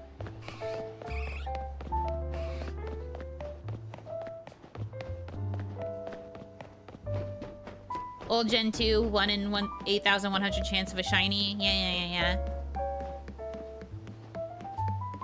You say that, but... No, I'm pretty sure I know what I mean. I said what I said. The key on my ring and a tin cup in my hand. Hey, Yuno, clanking the bars. Hey, Yuno, only 400 hours to go. You're so fucking mean to me. You took a calculated risk, but man, you're bad at math. Hitomi is bad at math, not me. The reason that it ended up the way that it did is because I was talking to Hitomi about how much I should charge to add time to the timer. She was the one who suggested that amount per amount of minutes was the right idea. It was not.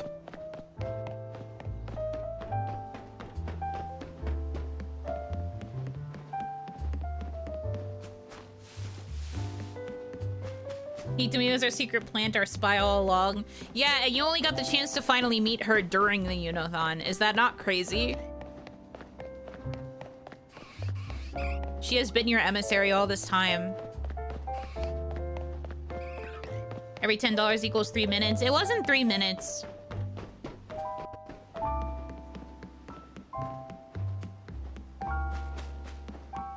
I don't remember how much it actually was. I think it was, $1 equals 5 minutes?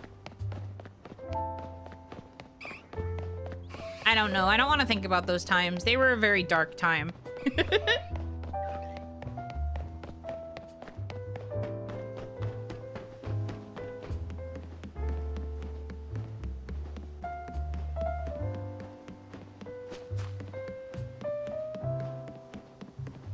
Only 400 hours to go, Klang's bars. Yeah, such is life. But like I said, I think at this point I am just below 400, so we might be in the upper 300s in terms of hours, but I haven't calculated recently. I'd have to go figure out when my last calculation was and then add up all of those stream hours. Public stream hours. Uncapped Blankathon scary. Well, the thing is, I did eventually have to cap it, but that's because I didn't think that it was going to get as bad as it did. If I were to follow the actual rules of it being uncapped, it would have to mean that I was literally doing Unothon content to this day still. And then I would still have to have the wheel enabled and you would still be able to add to the timer. If I truly went uncapped, it would mean that I literally would not have stopped streaming. Ever.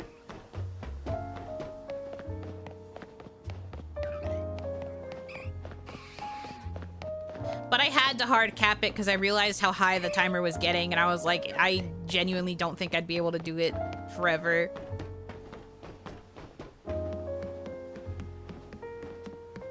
Streaming as much as I did for close to a straight month was already a lot.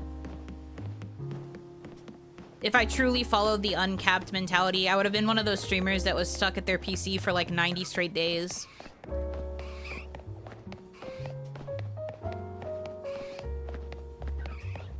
Had a deadline to get it done for planned content anyway. Well, it was that, and also I needed it for a specific deadline for the models.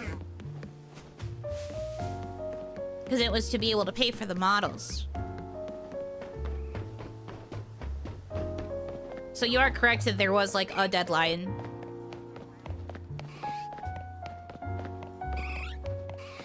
I can't imagine the holy levels of burnout going uncapped for 400 hours plus.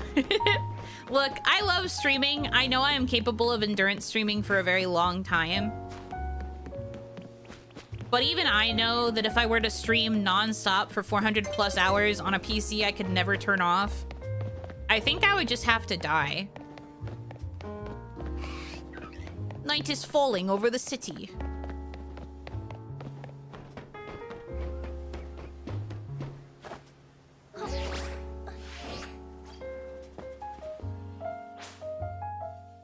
But yeah, no, it would have been killer. So I've just been slowly chipping away with the streams that I've been doing since then up to now. And I really don't think I've made that much leeway. I'm pretty sure it's only like just under 400. I can tell you what the last time I calculated was. Was that shiny? No, that's alpha. Okay.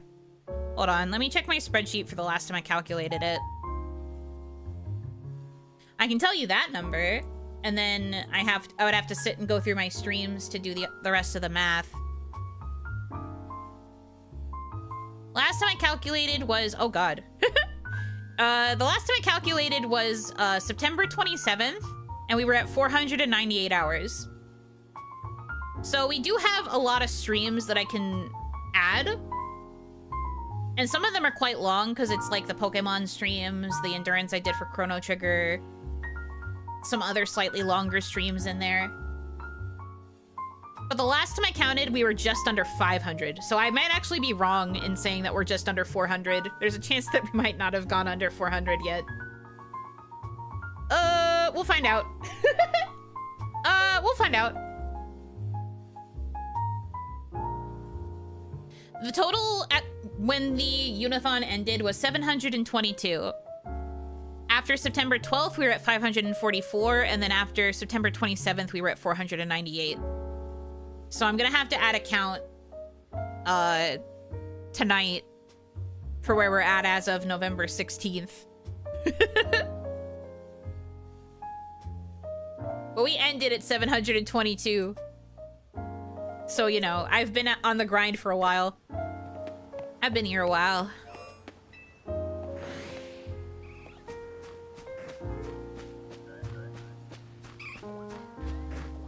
This means I cannot quit or graduate, at least until I complete this timer.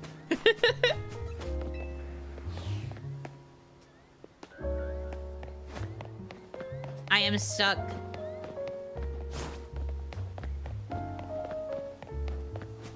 It's okay, you're not gonna have to worry about me quitting or G-wording anytime soon. But, like, especially if I want to make sure I fulfill all the goals, I cannot leave. Contractually obligated? Yes. The agreement I made with you guys, I cannot leave until all of those things are fulfilled. Only then can I safely fade away into the void. Thank Jod. Don't worry, like I said, I'm not actually planning to leave.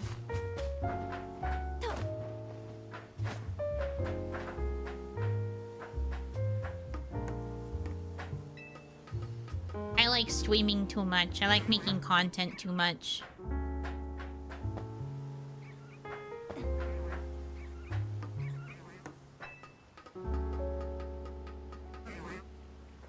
In other words, we have Yuno for at least another 3 years. We will see.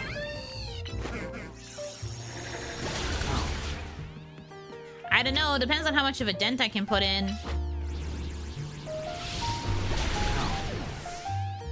You like us too much? Crazy.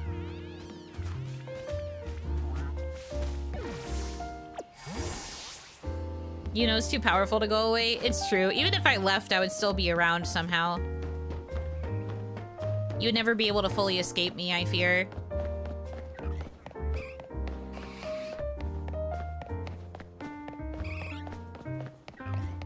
Some way, somehow.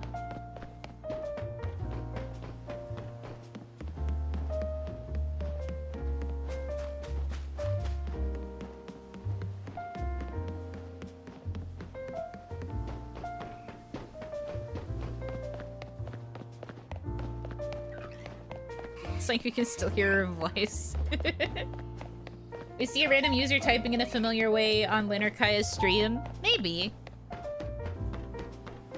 I don't know if I'd be that obvious. I am a lurker. I usually don't talk in the other girls' chats. Kaya and Lynn might be the only exception. I do usually try to talk in their streams, but that's because those are my unit mates.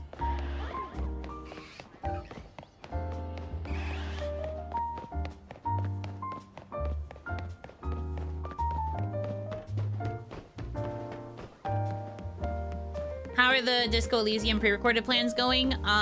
Those are probably going to start happening once I have 2.0 debuted. A lot of the, like, video projects and things like that, I've been waiting until 2.0's design is finalized so I can focus on, doing them with the higher quality model. Oni-sense would go off when you start lurking? That's crazy. September 27th, 498 hours. You're at 391 from YouTube VODs. That's not counting membership stuff, right? Because membership VODs don't count. So I guess I was right. We're just a little below 400.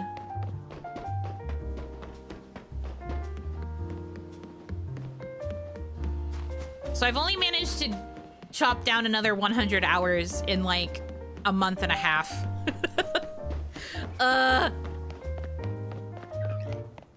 So it goes. I'm surprised my estimate was that close.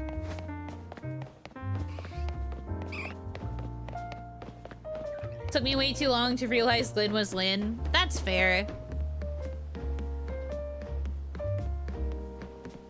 She wasn't necessarily keeping it a secret, and we weren't necessarily allowed to interact with her right away.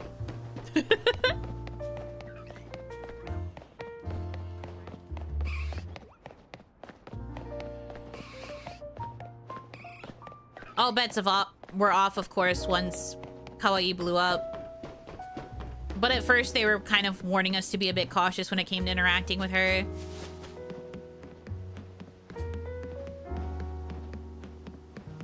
Unlisted, so yes, also not counting any purple-only ones. Yeah, okay, makes sense.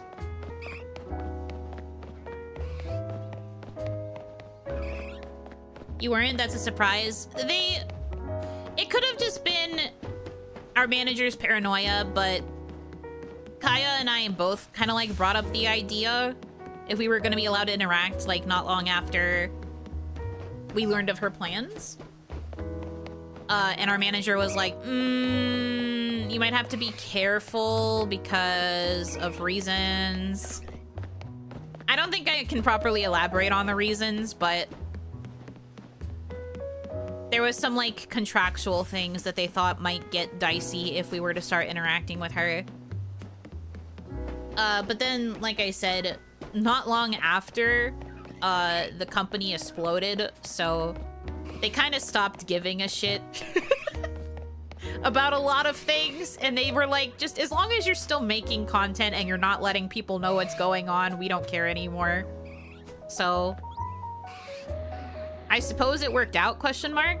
Depends on your definition of working out. No pumpkaboo. Good.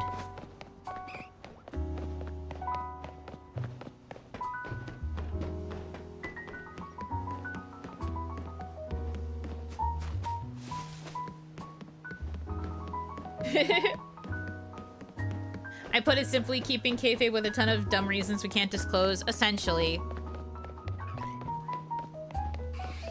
It did feel very silly. Can't ruin a company if there's no company to start with. That's the big brain play of it all. But yeah, like, at first we weren't really going to be allowed to interact with her on our kawaii accounts, but then they were like, well, with things happening the way that they are. Not exactly a new revelation, but Lynn really did pick the most unfortunate time to leave. She didn't know. None of us knew. None of us knew. But we, of course, had still been, like, chatting with her a little bit, so when we got told, we were kind of like, oh, Lynn, you don't know. We were definitely making implications to her, and then when the announcement dropped, she came into our group chat and was like, bruh, and we were like, yeah. Yeah.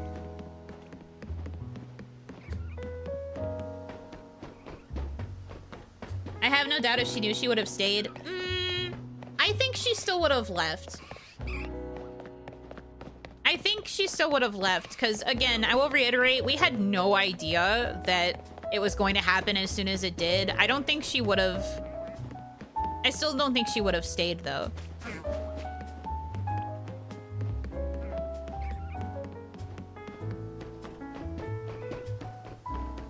I can't elaborate any further than that because it's not my story to tell, but I think she still would have left. Because we knew that she was planning to leave, if you will recall, when I was talking about it when it was first announced for her. We knew that she was planning to leave for, like, ages. I think it's okay now for me to give you guys a timeline, but around our 6 months was when the idea was floated towards us, and we were like, oh.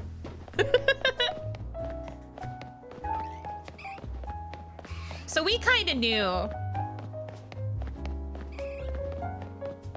Like, I think it was kind of in the cards for quite a while.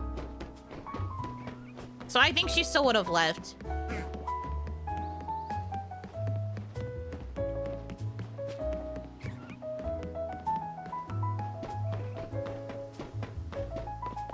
Six months, oh wow. Yeah, it was around the time of the 6-month anniversary, I believe, that she first floated the idea. And we were like, oh.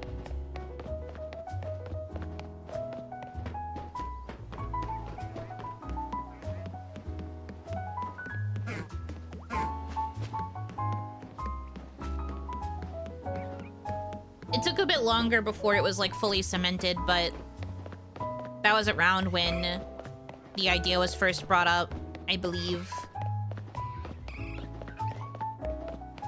Not like you guys knew you guys would be keeping IPs right away anyways. Yeah.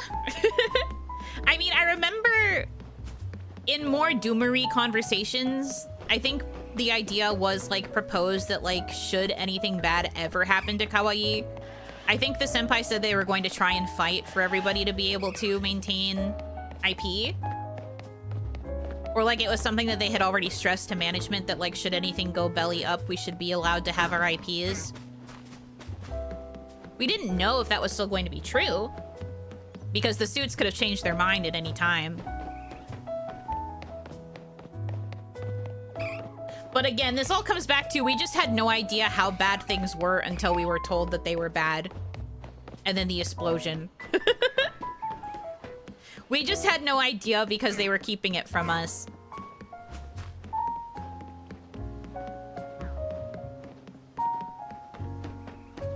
Not sure if it's a good thing she got out when she did or not, since if she stayed, she could have kept her IP and channel. Not her fault, of course. Well, again, someone else brought it up in chat over here, but they said she probably still would have left. And I also think she still would have left. I don't think she would have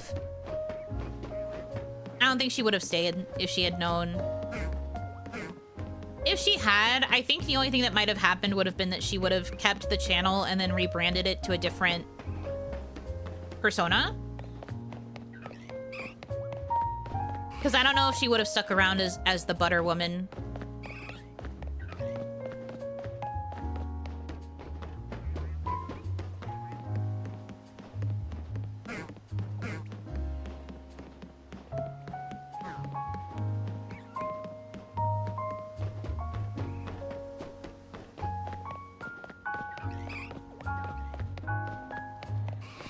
Buttery Woman 07. 07. Such a beautiful design. I still miss her.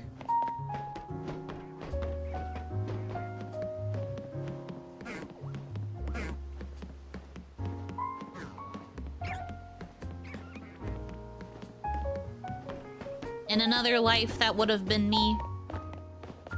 07.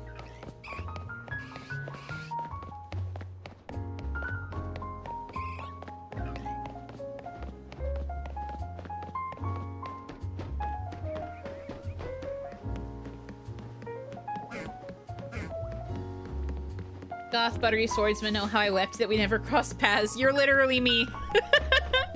I wanted that goth variant so bad. Goth Butter, please.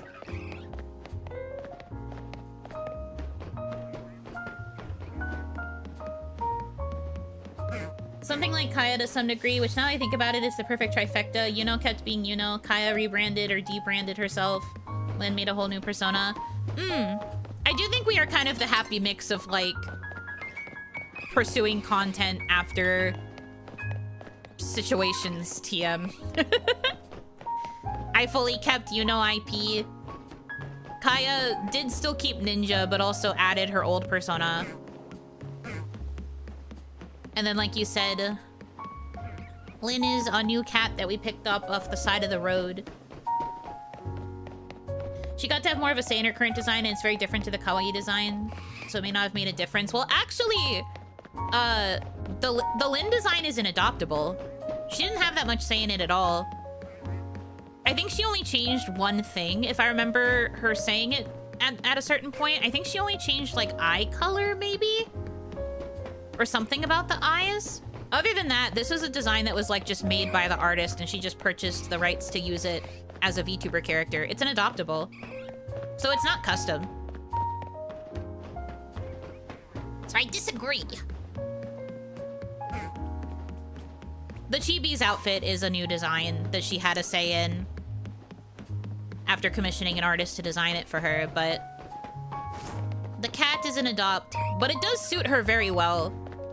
I'm always so surprised when I remember that it was an adoptable, because I can't see it as anything but Lynn, you know?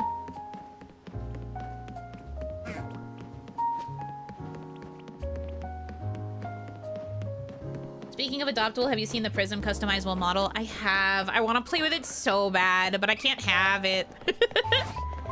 I'm too broke, but I want to play with it. Everyone's having so much fun. But I can't play with it. I can't use it. I thought about putting a goal up on Thrones so that I can purchase it, but, you know, I already have my 2.0 coming. I don't know if it would be, like, greedy to put up a goal for purchasing a customizable model. But I've watched people, like, play with it and, like, make themselves in it, and I'm just like, man, that's so cool. Is that the one Kaya's messing around with? Yes. Lynn's been messing around with it too. I don't know if she's streamed with it, but Lynn has posted some screenshots of her in the prism model style. She looks so cute. Wonder how close you could get? Pretty close. There's a lot of things you can customize on that thing, from what I've heard. Haven't checked how much it costs. VGen puts it in my currency, saw a lot of numbers and closed the tab. I think it's like $130, if I remember, like 134 something.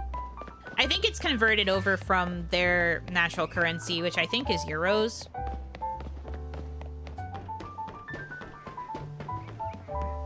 USD, I think it's like 130.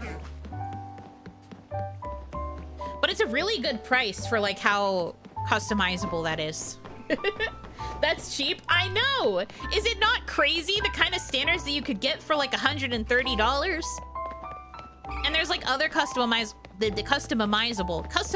models that have been coming out that are around the same price range. And it's like a fully rigged, fully customizable model.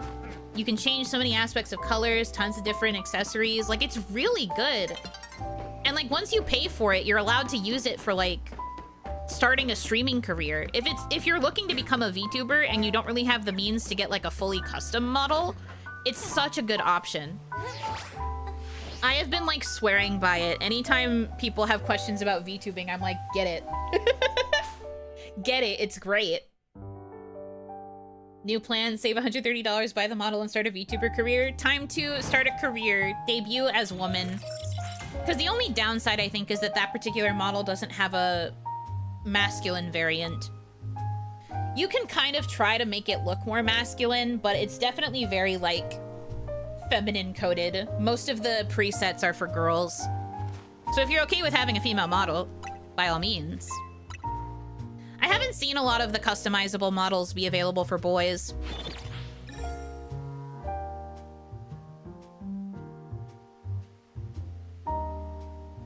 You got a new function to your little floating device, the Rotom phone? Yes. There was a point in the story where they introduced this concept of being able to float for a period of time, so I can either fly if I choose to manually activate it, or if I'm about to fall from a high place, it activates and saves me so I don't hurt myself.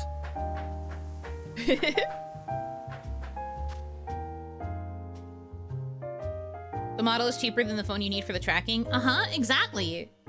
It's really good. Great way to get your feet wet to see if you even like content creation, and if you really love it, you can save up and get a fancy model. Exactly. It's crazy the kind of things that are available for like just starting VTubers now. So like I've said, I'm a big advocate. And there's so many different artists that are like offering the service. So if you don't like the art style of the Prism model, you can find like the Suika model. There's an artist that I really like. I want her customizable model. It just released. I want to get that too.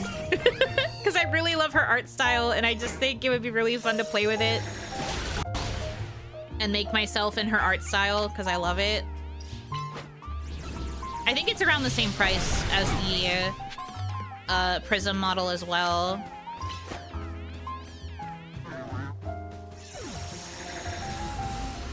Great job, Slosia. I'm so proud of you. She's so funny.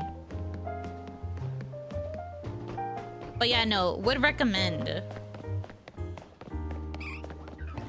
Cheap model, you can be a cute girl. There's lots of presets too, so if you want to be more Onesan, I think there's an Onesan looking preset. Very good, very cute. Put it on Throne, I think making her look like Yuno could be a fun stream. I'm thinking about it. I might put both up, because if they're both around the same price, like I think that they are, it would be fun to mess around with both of them. And you are right, we could easily make a stream out of the, making of them into the Unification. The Unoverse. One-san, Even presets? Yeah, there's presets that you don't have to tweak as much of the body details. So then you would just have to worry about changing outfit details and colors. Because admittedly, with all of the things you can customize, it does take a very long time. There were a lot of parts where I just kind of gave up. Or like, I feel like I would have given up. I'd be like, what the hell? This is too fine of detail.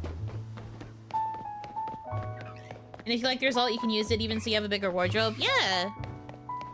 For the girlies who like to switch around models. It's definitely fun. The people love variety. The unification of the VTuber space. Every art style will have Yuno at some point.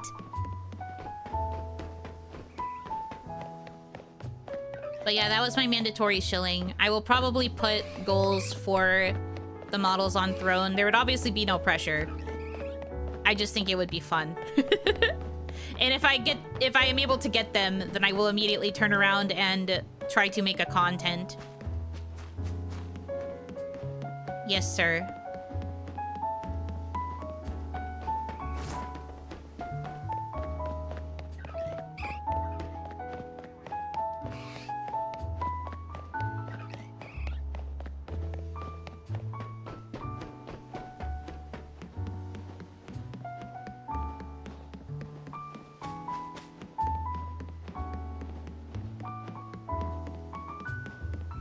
Can this eevee please shine?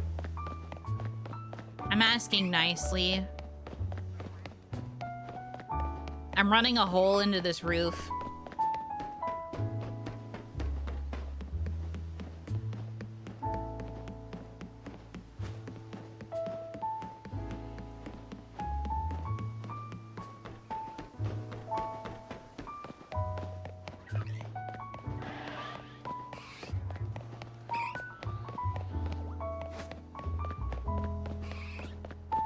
Hey. Grinding footprints into the brick, literally me.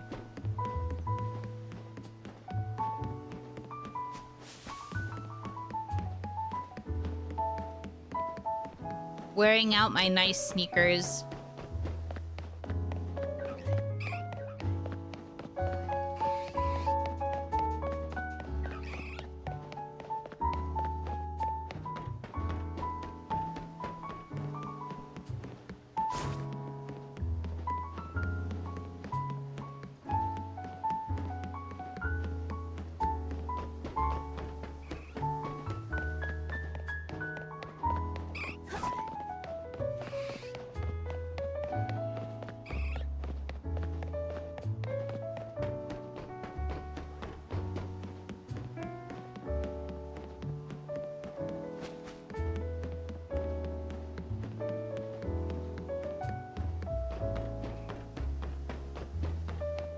Bum, bum, bum, bum.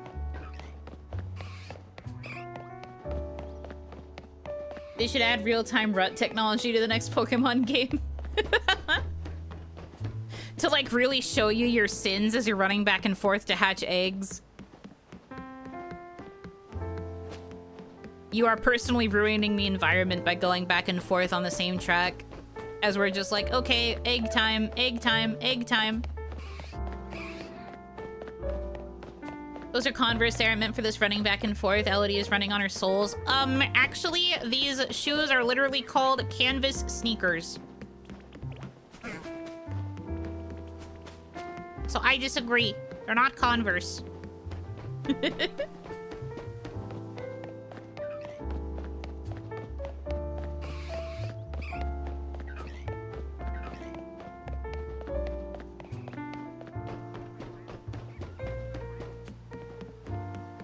Why did the Bellsprout respawn so fast? I hate you, Bellsprout. Temu Converse. These are not from Temu. She's a model. She would never. Designer only.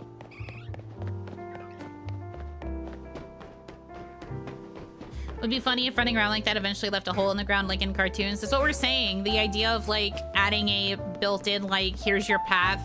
You're literally making a hole in the ground with how much you're going back and forth.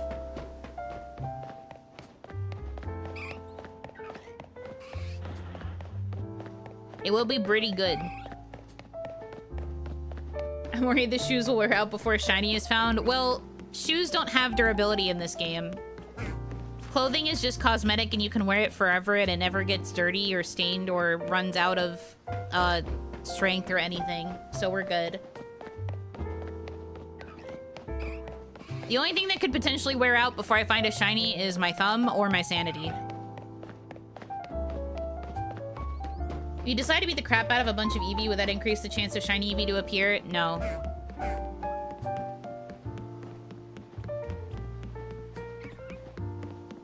What I am doing is resetting the Eevee. I'm running far enough away that it respawns a different version of Eevee every time I come back here. If I kill Eevee, I would have to wait 5 minutes for another Eevee to respawn. Some people have used that for the hard reset method, though, where they time how long it takes for the Eevee to come back, and then as soon as the Eevee is rematerializing, they pause, they save, they close the game, and then they will just spend the rest of their time closing and reopening Legends ZA, hoping that the RNG will spawn in a different Pokemon, usually hoping it'll be a shiny. But I can't get the timing right on that, so I'm not using that method. I also think it's infinitely more boring.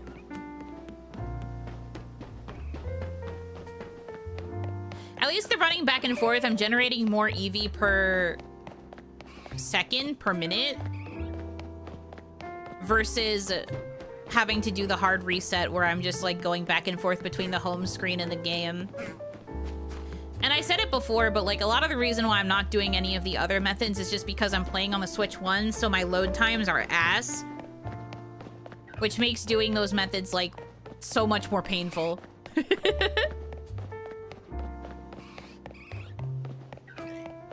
Sounds like torture. I have been saying this. So no, killing the Eevee will unfortunately not really help. What I am doing is resetting it, though. I'm running far enough away that it despawns, and then coming back towards it makes it respawn as a different variant. So the idea is eventually, if I do this enough times, it will be shiny. And this has proven to work on this rooftop, because one of the times I was doing this, I was running back this way, and one of the Bellsprout shined. So I know that it's possible. I know that Pokemon on this roof can be shiny. I know that it's possible. I'm just not there yet.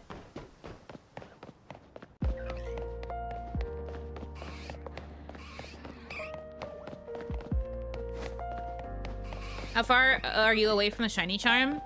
I'm about halfway to level 44. You don't get the shiny charm until level 50.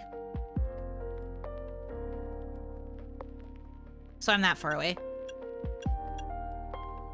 I have to earn Focus Blast. Did you catch the Bellsprout? Yes. It's in my Shiny box. See? Shiny. Maybe it's only exclusive to Bellsprout. I'd literally cry. I'd have to end it all. That can't be true. I refuse to believe. How much time would it take you to be level 50? A while. I'd have to just, like, go on a catching spree, basically.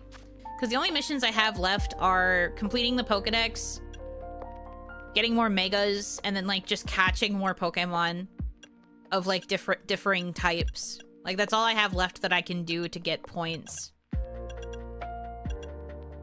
And evolving with items, I guess. But it's truly just a catching game at this point. And then also, if I win 1,000 battles total on my save, then I can get 2,000 points. But I would still have to do the catching ones.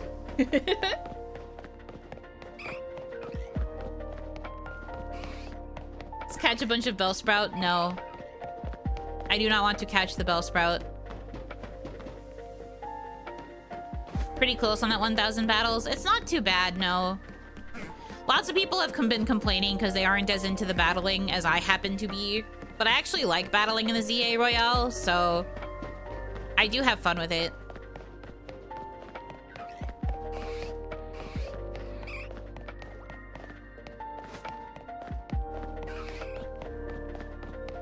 So yes, I am close. But like Shiny Charm, while it would kind of help, I don't know how much it would help. So IDK, man, I'm just chilling. I'm truly fixated on my goal of getting the shiny Eevee so I can get the shiny Umbreon and complete my evolutions in the dex. If I really wanted to take a break, I could just focus on getting other Pokemon that I still need, which would involve level grinding, which thus would also lead to battles. Battles and candies. Do you want the percent number, or would you rather not? Percent number of what?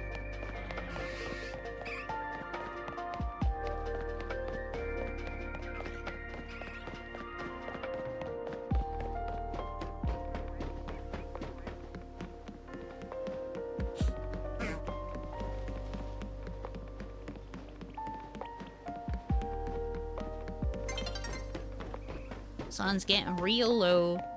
Appearance rate with and without and with shiny charm? Nah, I'm fine.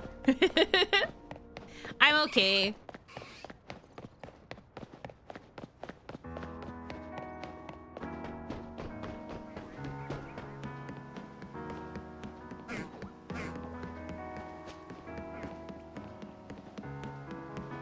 The lion does not concern herself with things like percentages.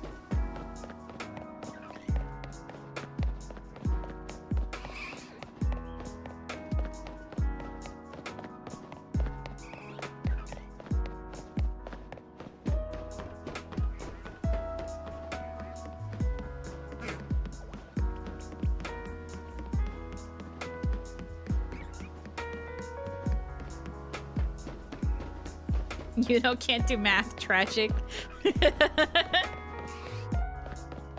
This music reminds me more of Arceus. This particular arrangement is from Pokemon Black and White, Route 12.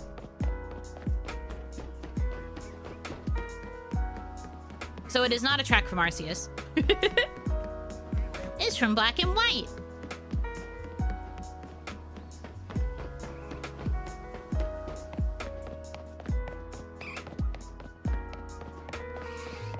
Another great day of not using sine, cosine, or tangent. You're literally me. Another great day where I'm not using math in my everyday life.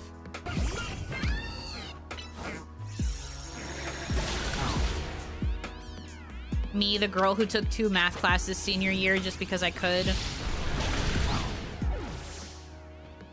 I love not doing math. Oh, the little Badoo ran into the blast, buddy. That's funny.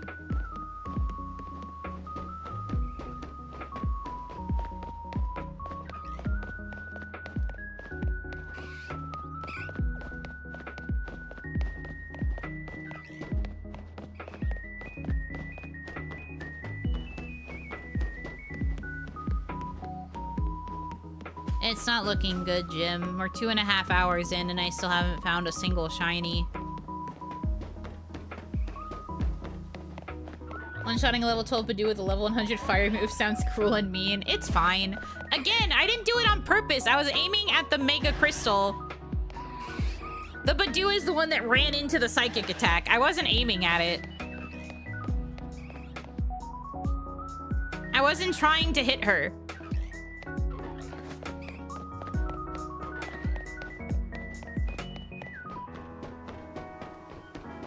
Willingly choosing to take math, Yuno truly might be a demon. Yes. I took statistics and I took algebra 3 my senior year. Although it wasn't necessarily because I liked math. I did like math. But the main reason I took it that way was because that schedule allowed me to leave school at like 11 a.m. School started at 7:30. I could leave by 11 because all my classes were over. I didn't leave at 11 because I stayed until lunch so that Onimama could pick me up. But it truly was just me min-maxing my schedule so I could leave at the earliest possible time. And then I was like, okay, goodbye.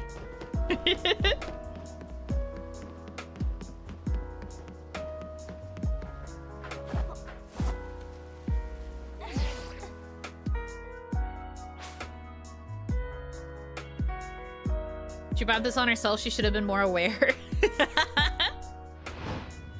He's just a little Badoo. She's fine. She's chilling. I wonder if I should go up there and check if any of the night encounters are shiny. Maybe just a little check. Because there is a chance. With all the resetting I've been doing, there's a chance that something that shows up there only at night could be shiny. I don't know what I will do in that situation. Cry, perhaps? But at least it would be a different phase from normal.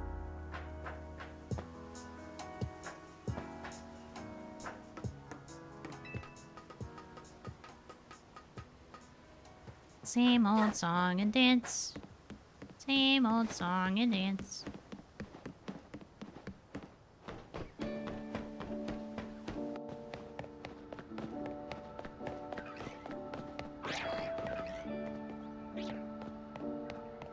Bayonet. Haunter. That's not the shiny color for Haunter, right? I don't think so. Orgeist. No Pumpkaboo. The big Pumpkaboos. None of which are shiny. Eevee, of course, is not here because it's nighttime. Eevee is only a daytime spawn. Shiny Haunter was pink, if I remember correctly. No, it's way more subtle than that.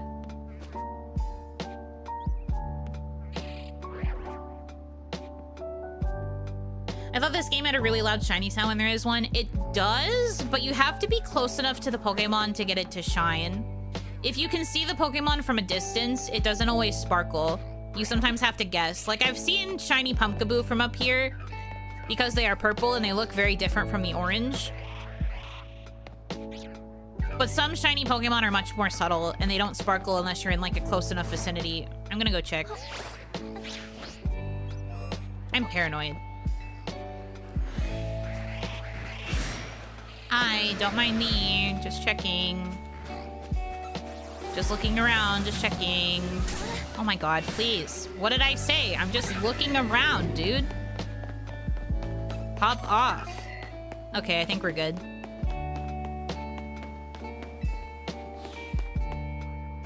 Gotta be in the radius of their sparkle. Yeah, that's how they get you. Especially if you're shiny hunting in a particular spot. Speaking of, maybe here, Eevee could be shiny.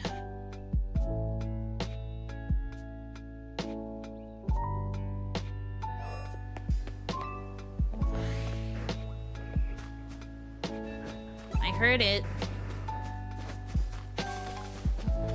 Where are you, Eevee? Oh my god, so many fucking dogs. Dogs, stop looking at me challenge.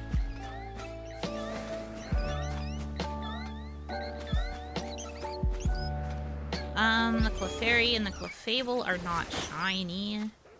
Oh, I'm guessing that's pausing. There we go. Not shiny. I heard the Eevee make sound. Dog. Oh my god, the way you run. Mother with a child. Scary. Please. Dog. Doggy. No shiny dogs either.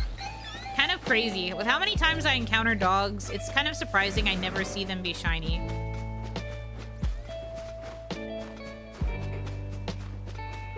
No Eevee. I'm guessing the Eevee must not be shiny. I could have sworn I heard her yip. Oh, there we go. Yep, you're not shiny. Okay.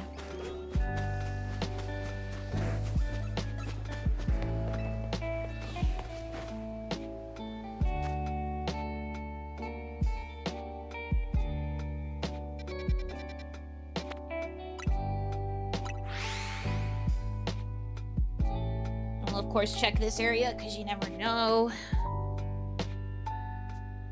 I managed to weasel my way into 2 free blocks my senior year, only had half a day of class every other day. Oh, you guys had the changing schedules. My high school didn't do that. We had the same schedule every single day. We did not really have alternating classes like that.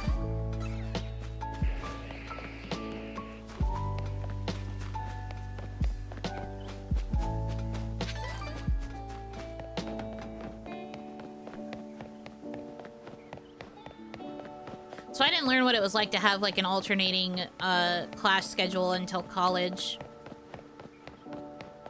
I kept my freshman year college schedule pretty full. I learned my lesson after that, and then sophomore year onwards, I always made my schedules a little bit more lax. Bartender.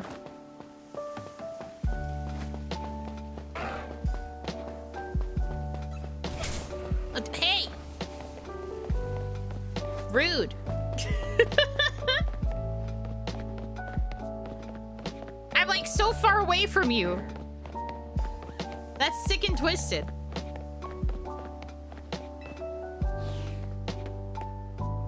My school did an alternating day 1, day 2 system, 8 classes total, 4 a day. Ah, I see here. Yeah, no, we had 12 periods. We had 12 periods a day. All of our classes were like 50 minutes long, I think, in order to fit everything in. I don't remember how long our classes actually were, but I know we had 12 periods in like a full class day. I think our school day was 7:30 to 2:45. Really weird system. Overall, a very strange system. Good gravy. We had 8 minus lunch. Yeah, nope. They wanted us packed. They wanted us learning. And then, like, sometimes lunch period was, like, really early. Some people had, like, the earliest possible lunch at, like, 10:45. Imagine eating breakfast before school and then having to have lunch at 10:45. Or, like, 10:50. I don't remember the specifics. I just remember it was a morning lunch slot. And that was the lunch slot I was given because of my senior year schedule, which is why I got to leave, like, right before noon. Mine had a 7-day cycle. It took a while to get used to. 7-day cycle? So you had different classes every single day? You also went to school on Saturday and Sunday? That's crazy. I could never.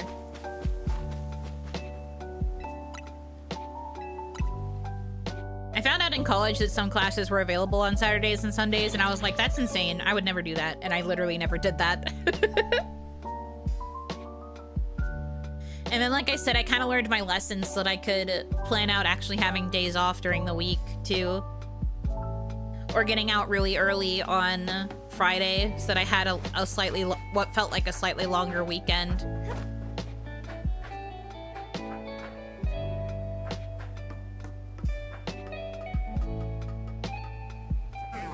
And then near the tail end, I was in school pre-Panini, but near the tail end of my schooling, I started taking as many classes remotely as I could because then I could get more work hours in. Because I didn't have to be present in a classroom. I mean, it wasn't Monday, Tuesday, it was day 1, day 7, so Monday was day 1, but day 6 the next week. What? That's weird. I have never heard of a system like that before. Wait. Okay, no. I thought that Pidgey was shiny and I was gonna scream. This game has a shiny bird problem. Pre-Panini, the food. I say Panini instead of the pandemic because sometimes YouTube doesn't like it if you refer to it as the pandemic. So I say the Panini instead. But yeah, pre-Panini. So back when remote classes were still kind of like easy and lazy.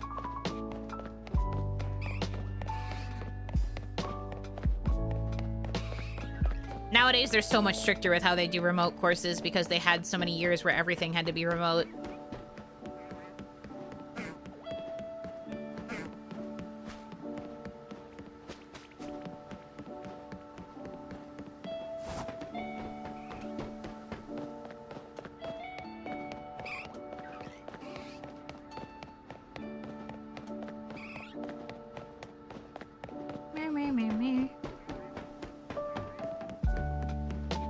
Like ruining snow days. Right, I was just thinking about how we spoke about that the other day. It's very sad to think that students don't really get to have snow days because schools are now equipped to deal with like a fully remote situation. That must suck for the teachers too, knowing that they still have to work.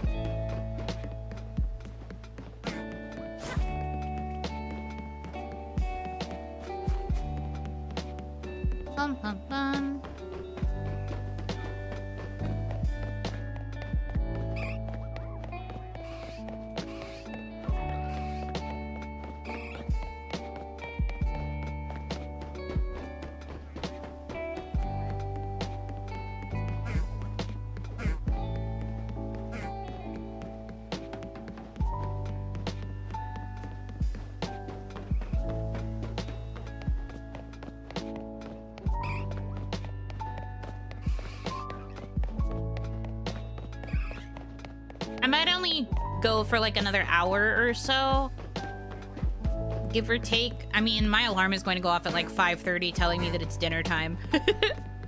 But I can probably go until like closer to 6 before I stop.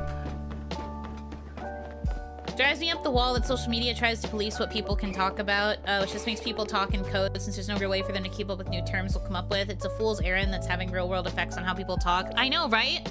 I was telling this story the other day, but somebody was literally trying to read like a book that was written by a slightly younger author. And because of how social media has made it so that you can't say certain words really anymore without getting like blacklisted and like well, not deplatformed, but like oh my god, what's the term when you get like omitted from search results? Shadow banned? Right. They got so used to having to say unalived instead of like, you know, killing someone that they actually wrote unalived in their book because they got so used to having to say that instead of, you know, killing or murder. And it's so bad. Like, this is the exact kind of thing that we get warned about in things like Brave New World in 1984 and all of that stuff, where you have to change because you're being monitored and censored with everything that you say and do, that like language is actually actively changing. It's actively changing and it's getting worse because we're not allowed to just say the straight up word for things. I think that's the dumbest thing ever. I know.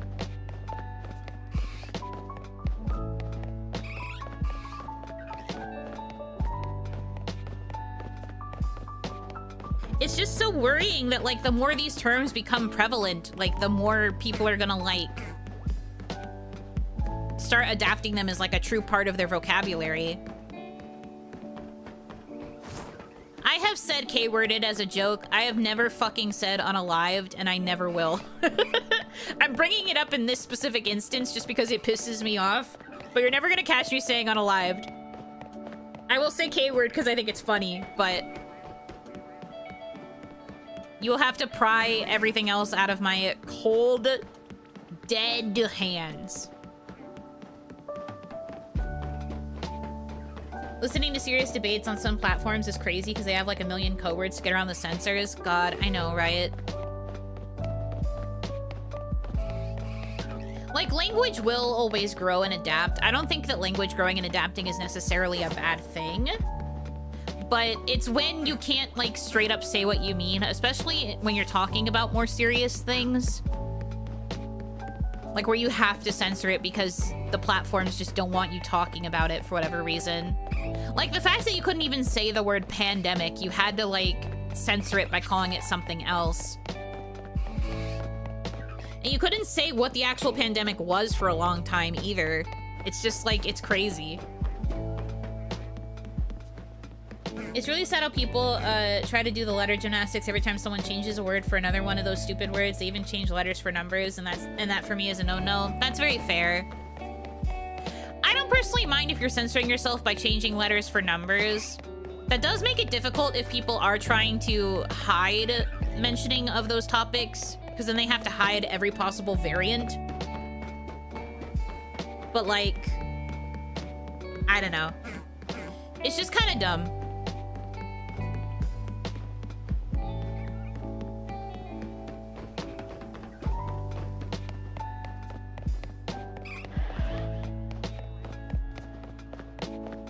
So I just have to talk in hieroglyphics, meme images instead. I mean, the Oni already do basically speak in hieroglyphics. They mostly understand things via emoji. I'm more of a person that would let people talk normally. Oh no, I agree. I would rather people just say what they mean than have to like fully censor. But like I said, I don't mind if they... Because especially with how certain searching features work on social platforms, it's nice to be able to censor a word, because then that means it won't show up in search results and you won't get random people trying to blast you for having an opinion that differs from theirs. Like, God forbid I want to talk about one of my blorbos with my controversial opinion, and then if I just say their full name, it causes a random person who's like character fan 67, and they're like, how dare you have this opinion about my favorite? Like, they're purposefully seeking out that stuff. And also with like how platforms like Twitter work now, where that kind of thing can get like sent to other people's timelines just because it mentions thing that they like and normally like post content about. I don't really mind it, because you do want to kind of avoid having your content show up in searches occasionally. Sometimes you just want to yell. But I think specifically with more serious things, like if we're talking specifically like talking about the pandemic or talking about like more serious debate topics, I do think it's kind of frustrating that you just automatically get like censored and shadow banned because you're trying to talk about something that's like an actual serious issue. I will not make this about politics, but like we can take the blanket term of serious issues and apply it to a lot of stuff.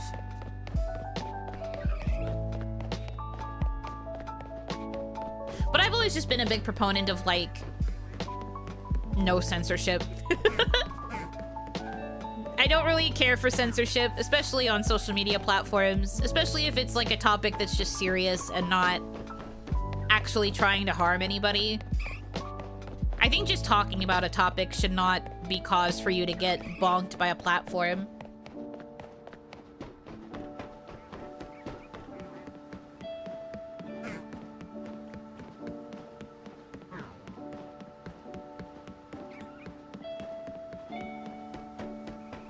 That is my humble little onion. Or get raided by bots. True. True.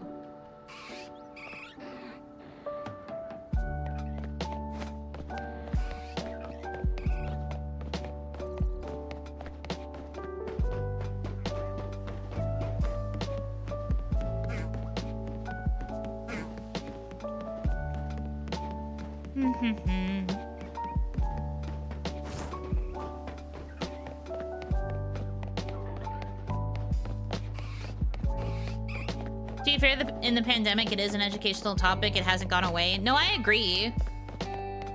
But unfortunately, there are some people that view it as quote-unquote political. And they don't want to hear about it, which is why it keeps getting censored on all of these platforms. Because it's considered quote-unquote controversial, even though to me it's literally not. But like... It wasn't the eevee. Who shined, though? Which of you did it? Which of you freaks did it, huh?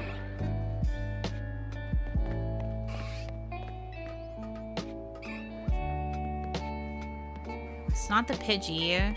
It's not the Bellsprout. Was it the Fleshling? No.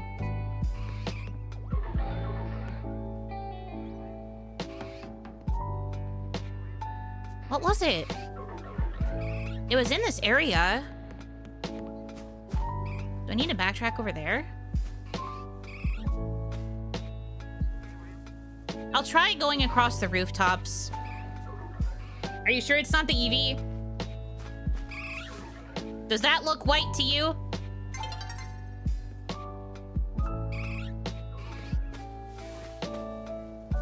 I would know if it was the eevee. I would have freaked out.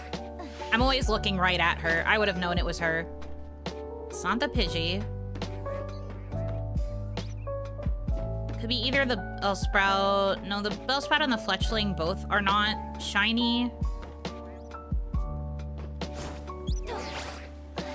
No, I fucked up the timing of that one. Okay.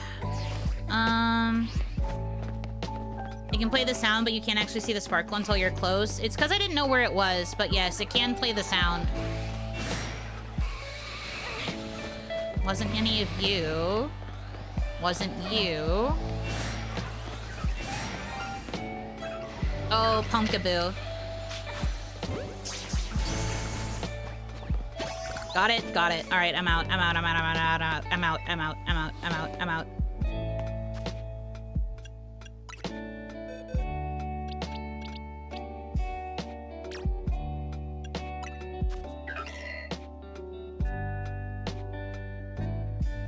Every day I am haunted by pumpkin. Yes? What do you mean, yes? Please don't act delusional. The only one who should be acting delusional around here is me. If even I'm not acting delusional, that's a problem. Second Sparkly Pumpkaboo. This is like my fourth. This is one. This one was originally a Pumpkaboo, but I traded with Hitomi. Three. This is my fourth. Fourth Pumpkaboo. It's not 2. I have 2 in my possession, but I have encountered 4. Any major developments? I literally just phased onto a Pumpkaboo again. So that is the major development. I want to die.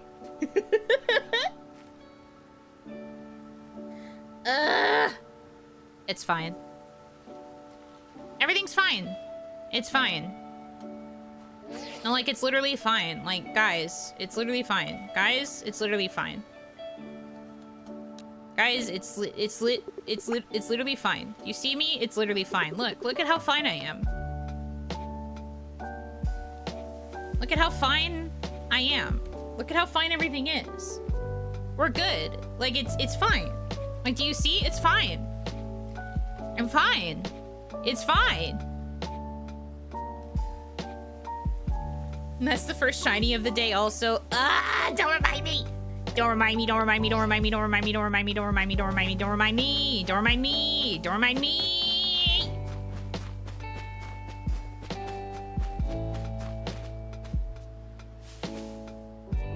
I need to stand in the corner and think about what I'm doing with my life. I have to stand in the corner and think about what I'm doing wrong. Why does she hate me, bro?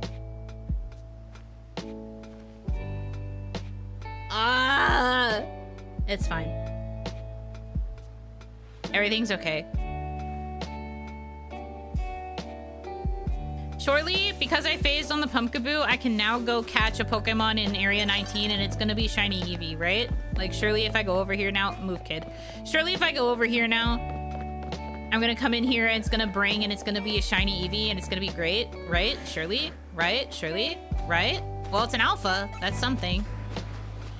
You girl? No. Okay.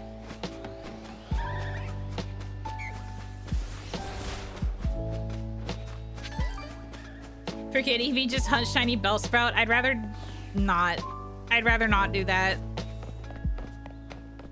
I do love the Bellsprout on the rooftop. They've become my buddies, but like, I'm not hunting them. I already have one. My fucking nightmare! The hair and makeup reminds me of that colorful goth look. Yeah, kinda. Is brown lipstick to match the browns in the outfit. And then like black eyeliner, I guess, because I left her with the black eyelashes. I normally change the eyelashes to also match the look, but I didn't make her eyelashes brown.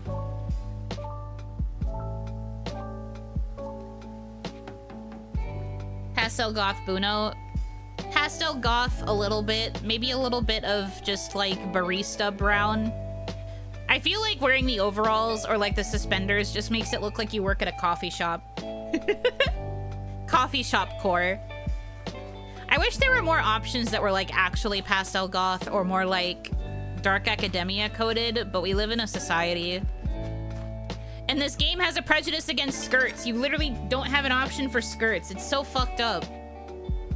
The closest we get is squirts, but the squirts are not the same as a skirt. I miss when the game had dresses.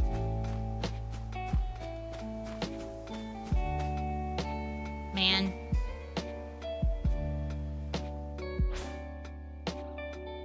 Coffee shop goth, true. Although, because they don't want to be conformist, they would be drinking tea in the coffee shop.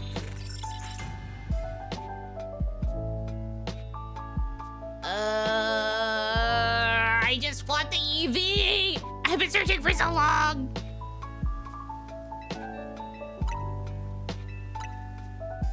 Gothy shop? You know what? Yeah. You know what? Yes, you're right. You're onto something. Trademark that. Start a business. Trademark that. And now it's cloudy, of course, so now I can't even fucking hunt her because she doesn't want to be outside if it's gray. I'm fine.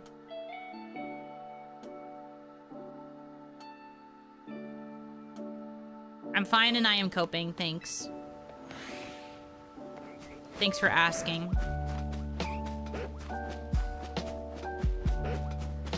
Dog. Dog. Dog. I hear her. There she is. Not shiny. Audino is also not shiny. Alpha Audino, that's pretty cool. Drantha.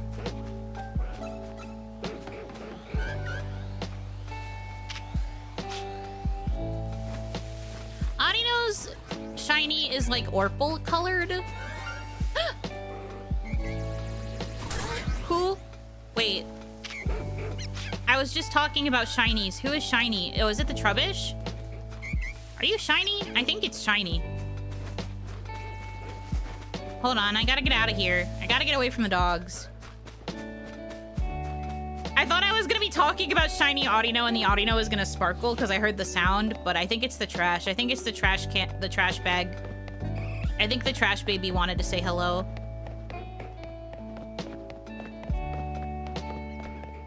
Wrong one. Yeah, for real. Oh, I don't think I can go this way. I think I have to backtrack the other way. All right. Whoops. My bad. Go the other way.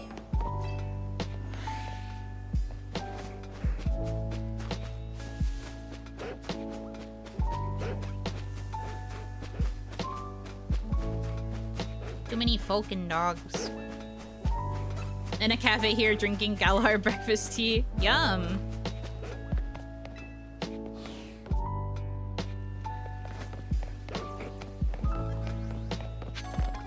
That alley is this way.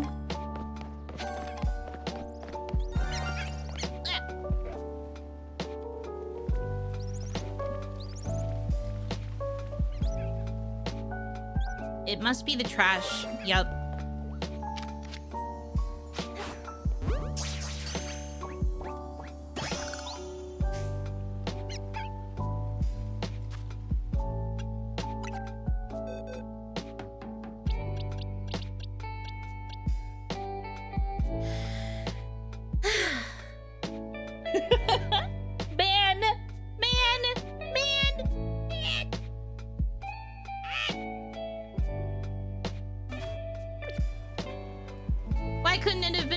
Audino. Man. Purple, though? Where the fuck? I mean, the Pumpkaboo is purple, yes. I'll give you that one. This is like Blurple. Talk about a trash shiny. Well, the one that I found that was full odds when I was still streaming the game, I named Spoilers. Because spoilers are trash. Can't believe I have 2. Man. Like, I'm not necessarily mad, because I do think that Trubbish is a cute Pokemon, but like... Are you for real? I really thought it was gonna be a shiny Audino. Man.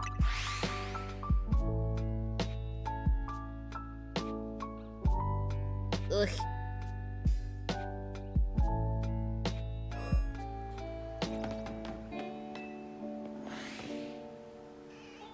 Hello, Wild Zone 20. You want to give me something cool to make up for my fucking misery? 2 shinies so close together and both of them were fucking dupes. Phases. Nightmares. Me being abandoned by God. Sorry, being abandoned by Arceus.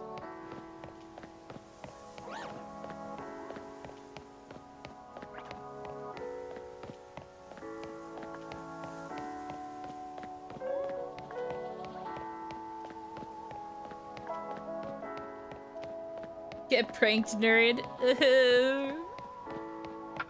Do I have to?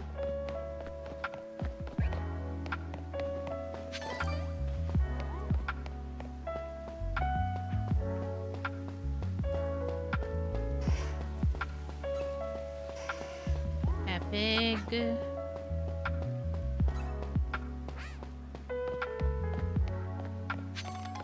Nothing. Okay.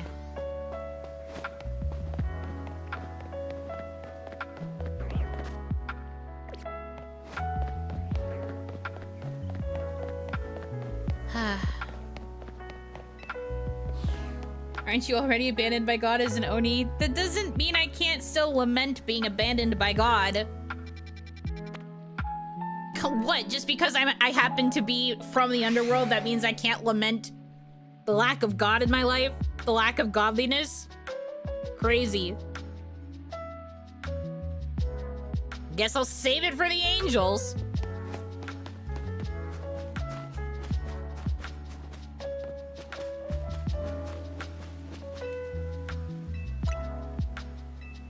What a nice bench.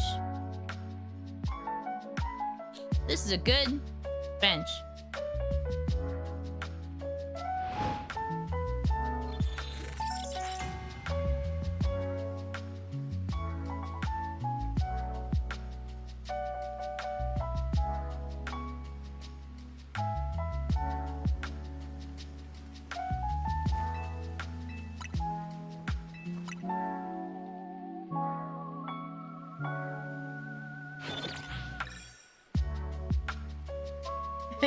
This is a sore spot for you.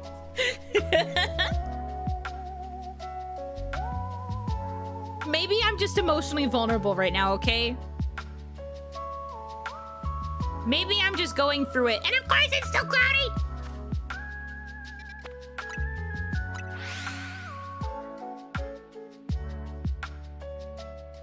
I'm fine. I'm chill. Everything's good. I'm fine. I'm chill. Everything's fine. I have no problems and no issues in life. I'm actually just totally fine.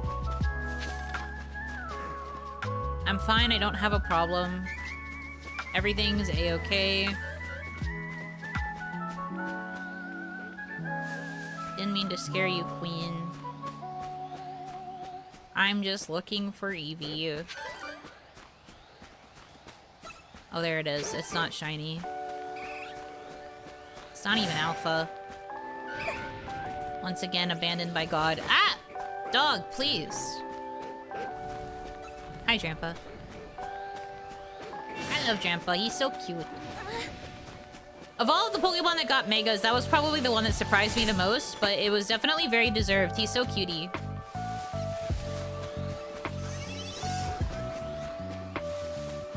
Get the fuck out of here.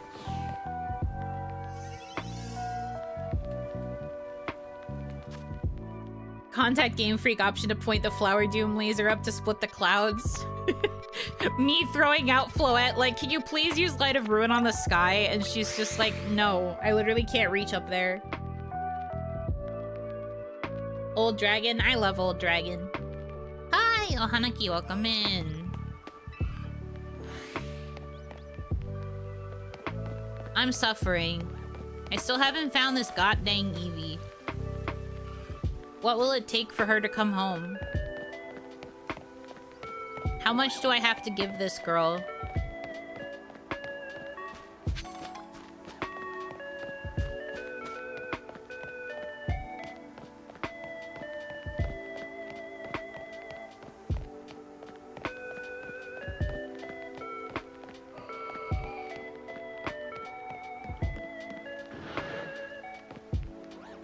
Cham and Ariados. Okay.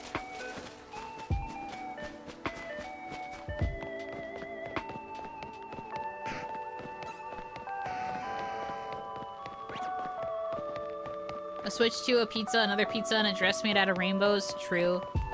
I can maybe get her 2 pizzas. Everything else I definitely can't provide her.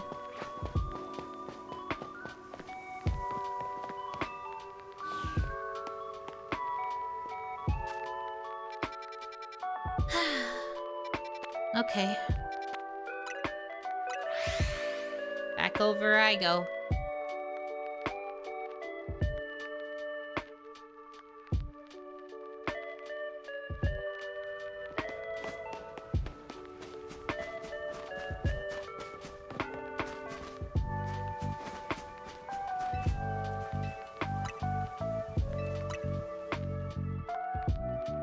Time to sit on a bench and dissociate until nighttime. And then dissociate again until daytime. Yay! Dissociation! I'm coping!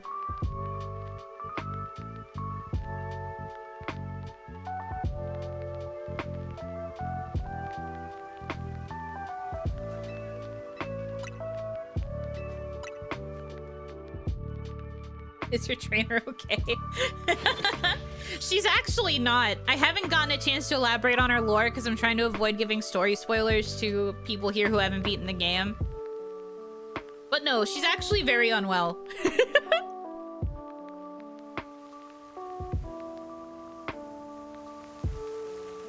And now it's raining. Great. Cool. Awesome. You know what that means? Fish.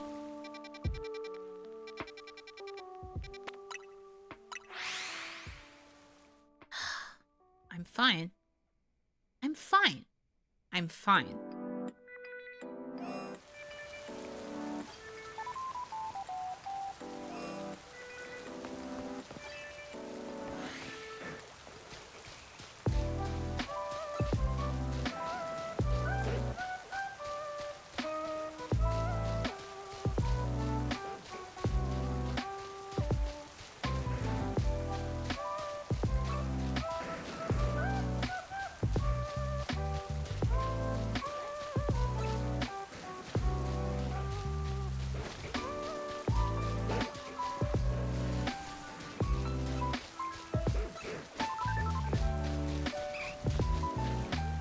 Heard it.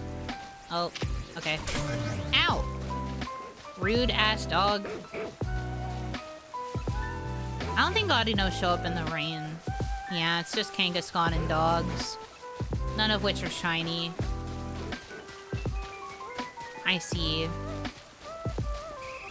Grandpa. Hi, bud. He's so cute.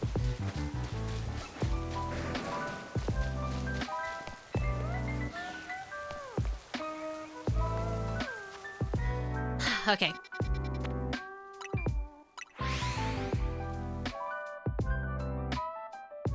Just like a crumb of a cool shiny would be nice. If I can't get my target, just like a crumb of a cool one would be very awesome. Would be very epic and slay.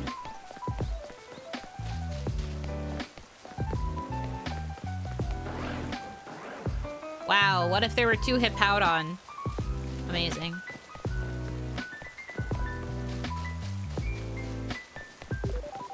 And no, one of them was not shiny. That was a gender variation. There was a boy Hippowdon and a girl Hippowdon. They were not shiny.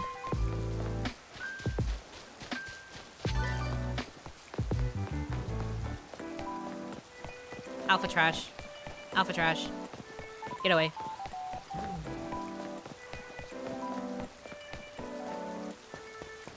More Hippowdon, you shouldn't have.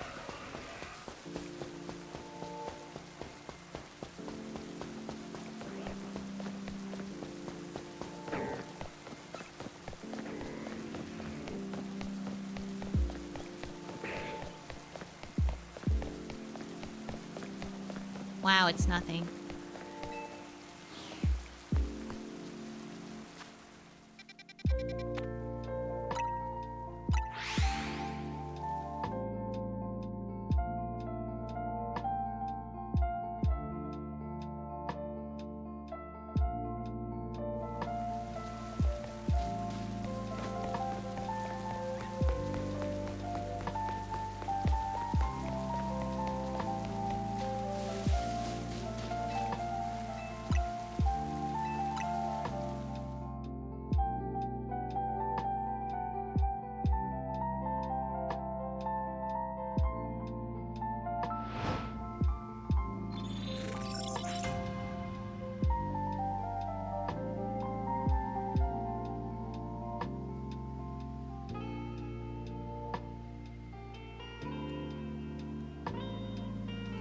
Well, the night's clear. That's a good sign.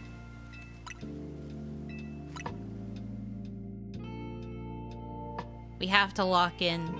Game, you have to let me lock in.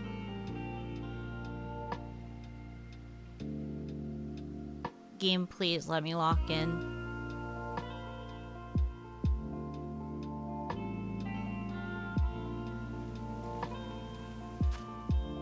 Alright, so far so good. Now we just need it to not become cloudy during the course of this day cycle. That is all I need. That is all I want. Are there specific conditions eevee will spawn with? I feel like I've explained this before, but I will explain it again. Eevee only shows up during the daytime and only during sunny weather. If it is at all cloudy, she disappears and will not continue to spawn. So you cannot hunt for eevee in like these big open spaces like this if it is even remotely cloudy. If there's even like a single cloud in the sky, she runs away and will not spawn. The only guaranteed place where you can find eevee is Wild Area 19. She will always, there will always be one there no matter what. But it's only the one spawn, so it's really hard to reset Area 19 because there's like so many other things that could end up being shiny and or alpha depending on what you're looking for. But in my particular instance, because I'm not searching in Area 19, I have to care about the weather conditions. A short story about the family made of cotton candy you read in school, Eevee's whole personality. If even a drop of water touches her fur, she dissolves. Have you guys ever seen that video of the, like, I think it was a raccoon that was given a piece of cotton candy and then it went to go wash the piece of cotton candy in the water to, like, clean it so that it could eat? And then it had to watch the cotton candy dissolve and you see its little paws try to, like, reach and grab it as it's dissolving. And then he just looks so upset that he doesn't understand how that happened. I think about that a lot.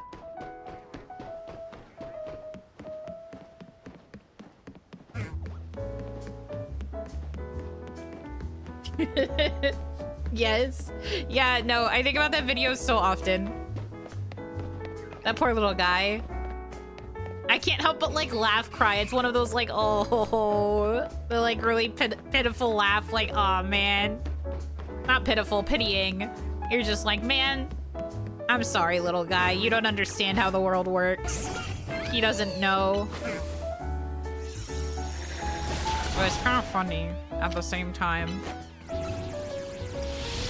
It's just a little bit funny. Who would do such a thing to this innocent creature? Terrible, terrible scientist who decided to do it and then also film it. Betrayed by his own nature, he just wants to wash things. I know! It's not his fault. He's this little guy. But that's all I can think of whenever I think about how easily cotton candy dissolves. I only think of that video.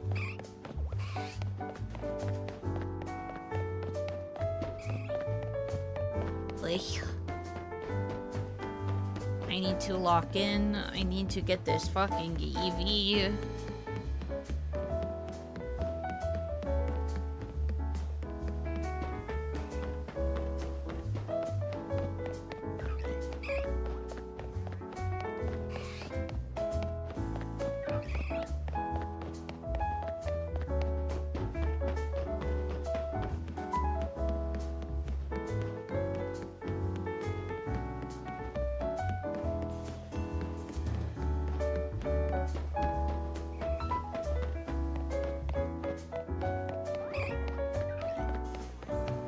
It's basically just sugar you do a science on to make puffy and long. Yeah.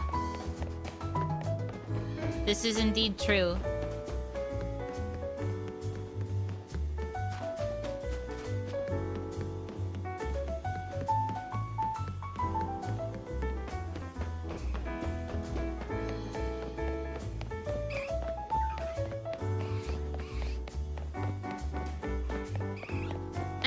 Understood cotton candy as a flavor either. Like, cotton candy doesn't really have a flavor. It dissolves too fast.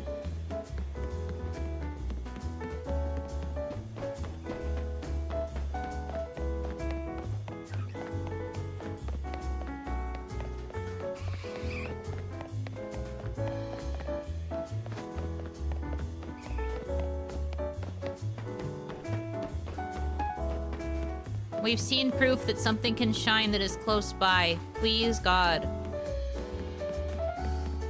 Eevee, I just need you to be the thing that shines. Pretty, pretty please. I know you can do it.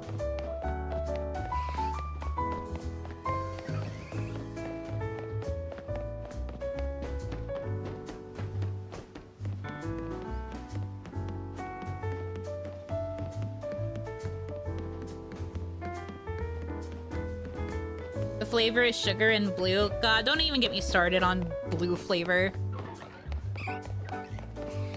Don't even get me started.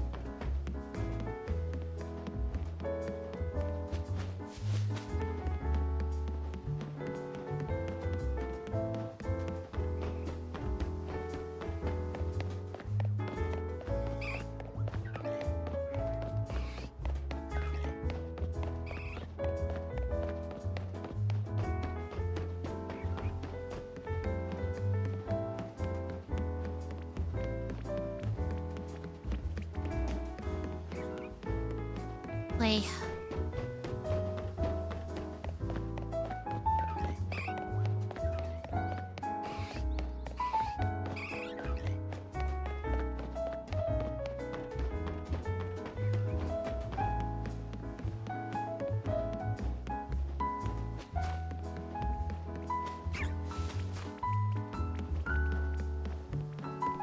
Me just running up at the Badoo and scaring it. Like, please despawn.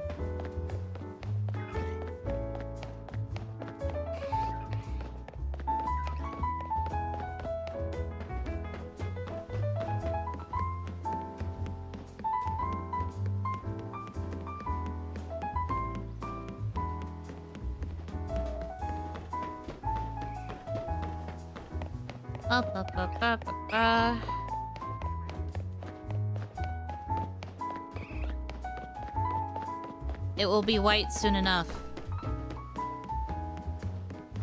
You will hear the sparkle and it will actually be the eevee. I am manifesting this.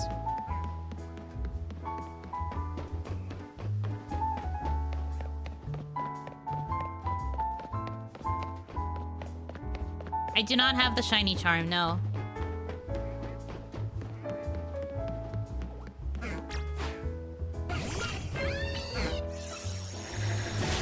What ball are you planning to capture it in? I'm not really someone who cares about the ball that my Pokemon's in.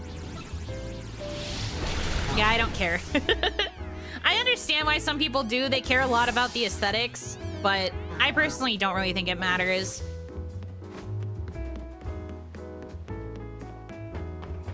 You know what would be nice? A shiny Eevee? I know, right? That'd be so nice. That'd be so cool.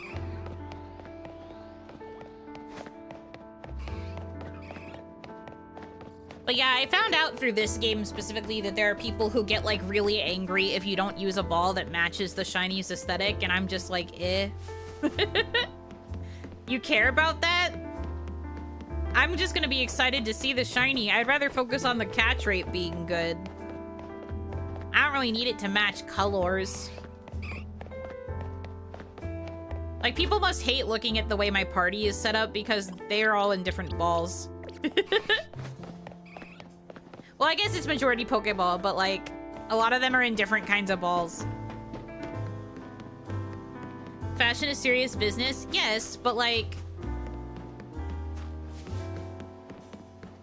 It's just, they are Pokemon and they are in the balls for like 3 seconds. I don't think the ball needs to match. When you just use the Master Ball, the one that game gave me only one to capture a purple Pokemon. That's what I mean.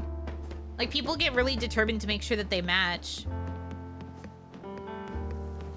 And they'll, like, buy the super rare Pokeballs in, like, bulks. That way they can make sure all of their Pokemon are in, like, the super rare aesthetic ball. You know, triggering someone every time she opens the menu. Anytime I look at the summary for my Pokemon and they see that the balls don't match, and they're just like, no! Why aren't you using prettier balls? I don't care, is why. I will use whatever is available. When I lock onto the Pokemon and I have a Pokeball in my hand, that's what I'm using. You get such a limited window to throw the ball with, like, a lot of these Pokemon encounters anyway.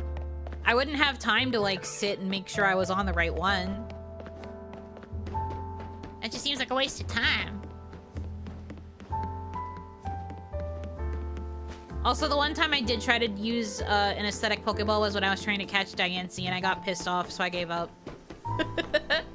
So I gave up, and then I still couldn't even catch it in a regular Ultra Ball. It took me like 3 more tries. That catch rate was so booty. For something that's part of a scripted quest to get the legendary, they sure made that catch rate interesting.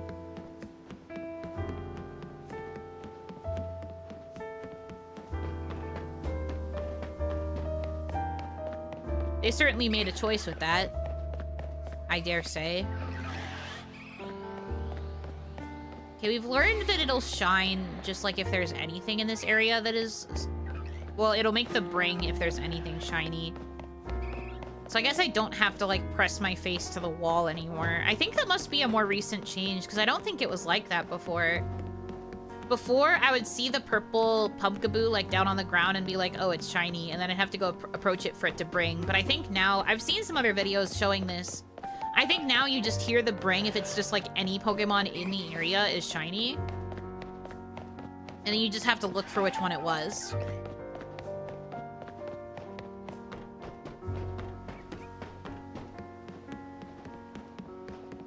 Which I don't know if I necessarily like that change. I get why they would make it, but I don't necessarily know if I like it.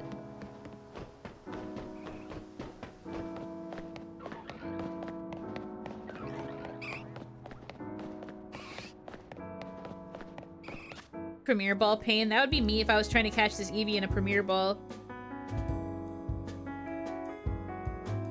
Which I think I could do. I'm pretty sure I have a handful of Premier Balls. It's low enough level that I probably wouldn't have to worry too much about catch rate. Still a bit worrying, however. The main thing is that I'm going to have to remember to save my game once I see it, because if I don't save and I somehow fuck up the capture, it would auto-save if I failed it, and it'd be over. And then I simply would have to end it all. I'd just be like, you know what? Fair. It's Owaru.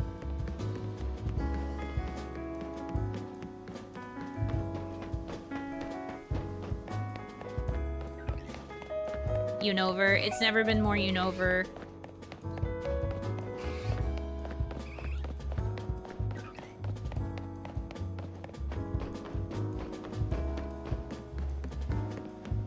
Ugh, my nose is so itchy right now. I'm sorry if my character's like veering around a lot. I'm taking like quick seconds to itch my nose and it's causing me to not steer straight.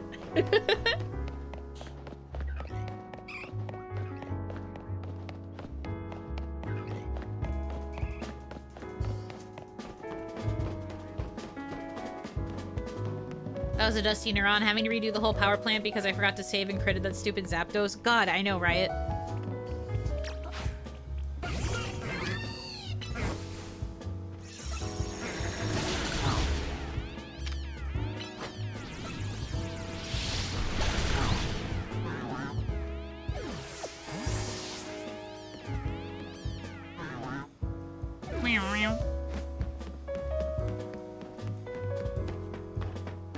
There's a sound that the Bellsprout makes when they're like scared or like when you defeat them where they're like it's really low sounding and I make fun of it every time I hear it. Hitomi didn't know what I was making fun of for the longest time because I wasn't screen sharing at the time. And then when I finally started screen sharing my shiny hunt, she heard the sound and was like, oh, that's the sound you're mimicking. I thought you were just mimicking the Bellsprout. And I was like, well, I am. But it's that specific sound that it makes. Because it does the which is like much higher, and then it does the which is like so much lower and more like and I really love that one. It was a vocal stim for the beginning parts of this hunt.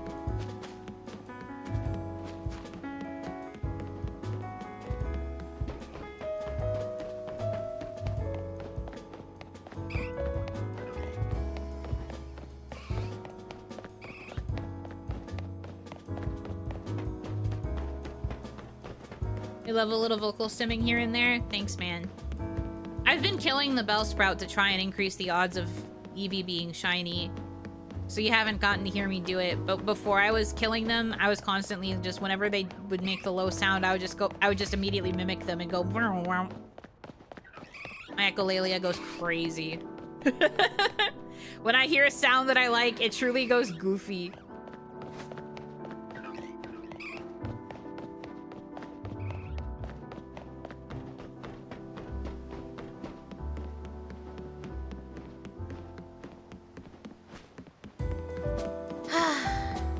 Not looking good.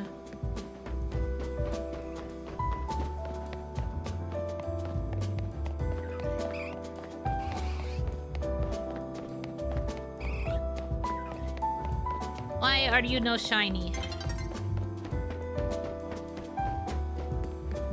My misery.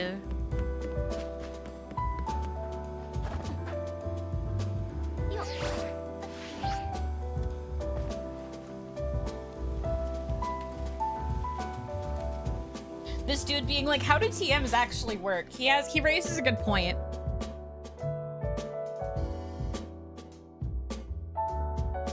Why is Yuno shiny? Body glitter probably. I'm not shiny.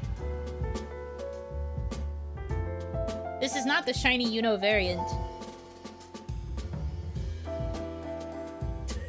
What is this fan fiction? Holy shit. Another lap for your god, Arceus, her poke god, barked. She did as he asked, like Sisyphus moving his boulder up the eternal hill. How many more before I can claim the white Eevee, she asked. Arceus stood in stoic silence, his mercy clearly unwavering. Yuno looked up at her Pokegod in desperation, knowing full well she's no closer than when she started despite her commitment. Arceus stared off in the distance as though it didn't hear her.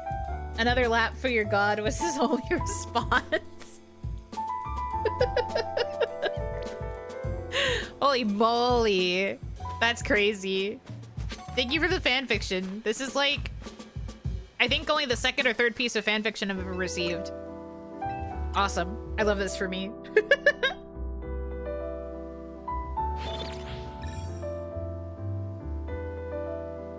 It's also very accurate and in character, because boy am I suffering right now. Ay, ay, ay.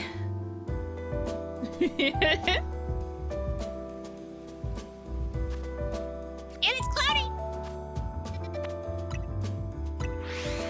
Ugh.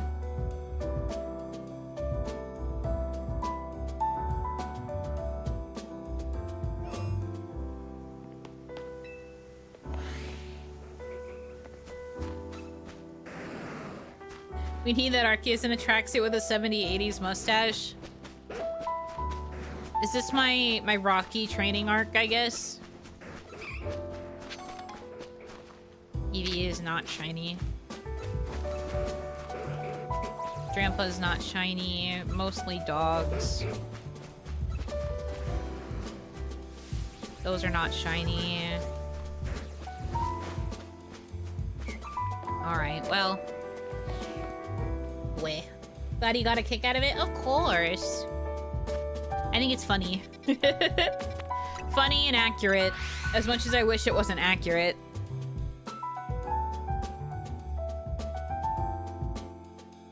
Clip of Yuno in a warehouse punching hooked meat. I'd rather not punch hooked meat.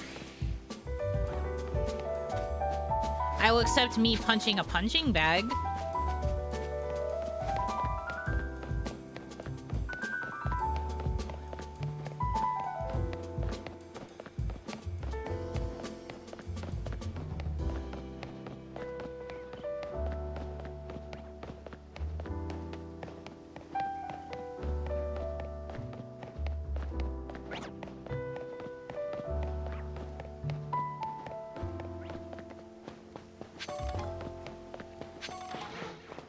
Spooter and Roserade, okay.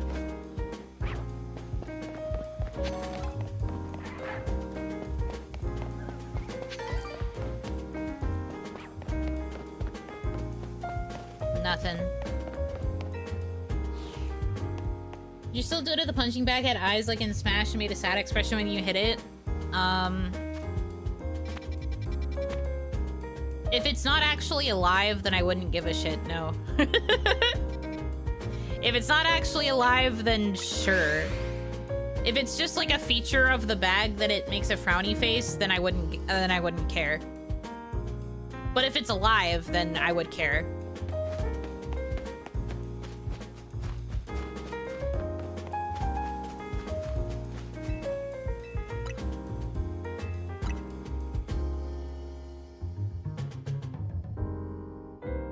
Could you imagine a punching bag that's designed to, like, make you feel guilt for getting better at punching?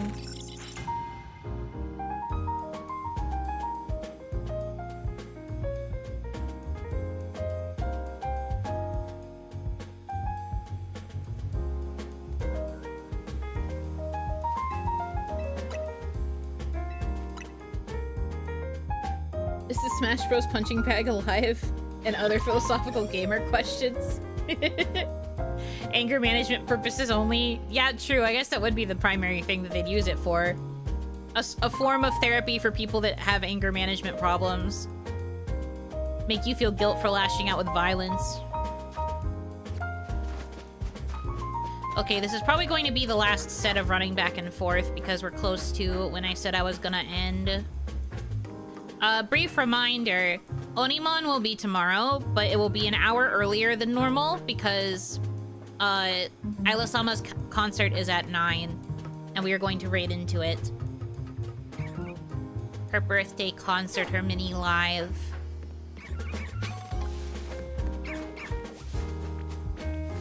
So I will be, I'll still be live, but it'll be an hour earlier than normal. And we'll get in like 2 hours of yaps before I send you over to her concert. If I recall the trophy lore from that game, the answer is yes, he's alive, but he likes getting hit and sent flying. Oh, so he's a masochist. You guys must have a lot in common.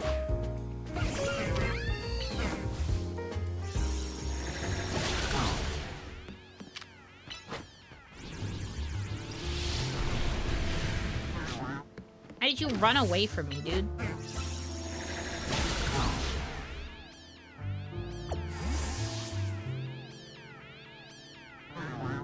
Don't shame us.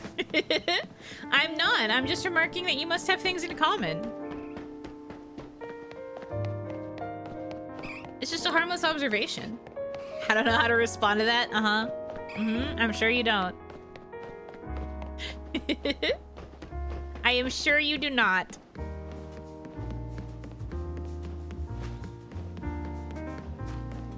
Harmless? Yeah, it's harmless. I'm not saying anything one way or the other. I'm just saying, oh.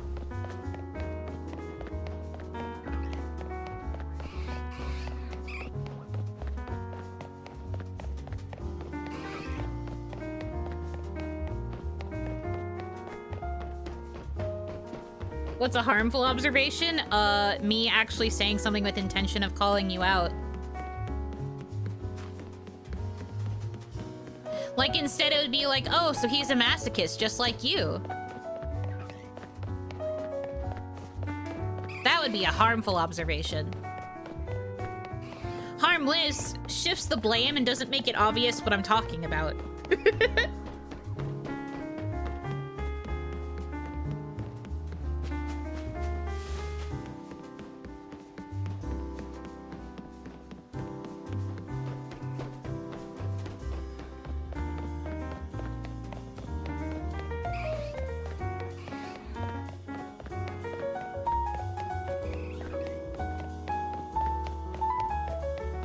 If you ask for violence, Yuno will deliver. Yes, this is true. The problem is I can't do it when it's like directly... what's the word? I was really bad at coming up with insults when we would land those on the wheel during the Unothon. I don't think I can do it if I'm like specifically put in a situation where I have to. It has to come out naturally. I can only be mean if it's like a natural part of my deadpan sense of humor. If I have to force myself to say something mean, I get like self-conscious.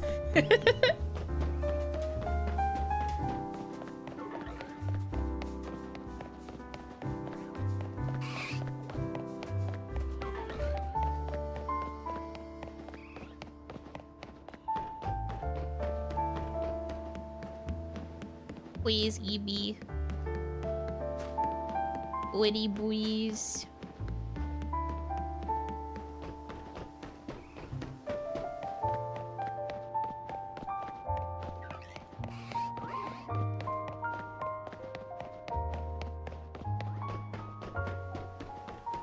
It feels better when it comes natural anyway. Very true. God, mean it. I do.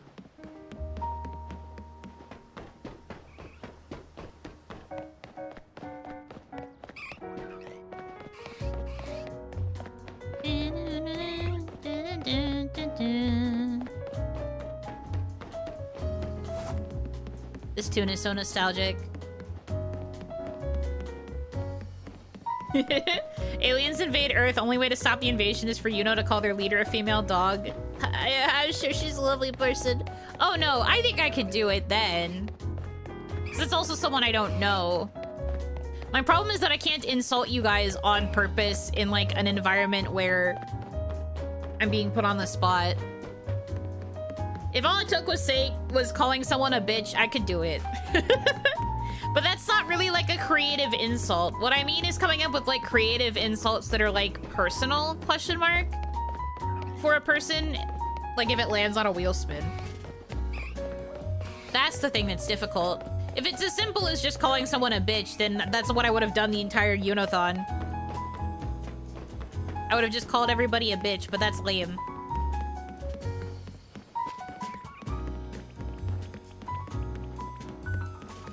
That's lame, and I'm capable of doing better.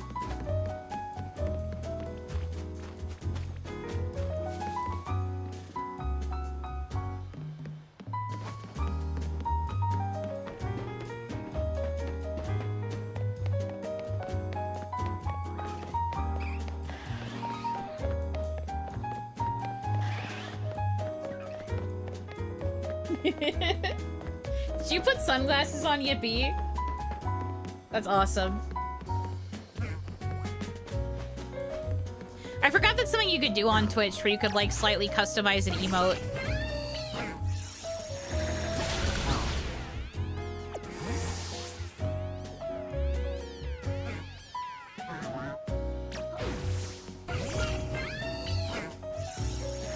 spawn so fast. I just need you to stop doing that.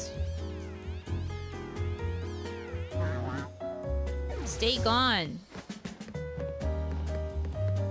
Cool yippee creature. The coolest yippee.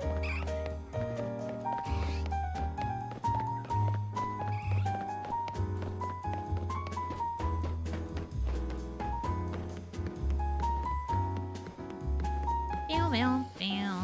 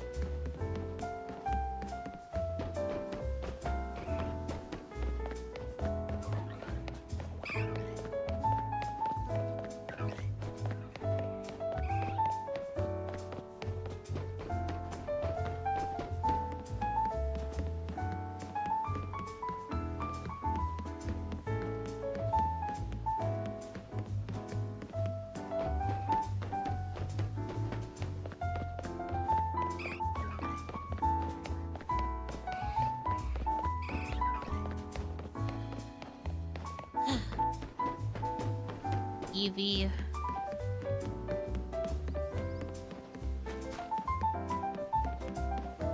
I'm probably gonna have to switch methods after this. As much as this is easier for me to generate more Eevee, it really do seem like... Is it too cloudy? It is. Fucking hell! It really does seem like my luck is terrible.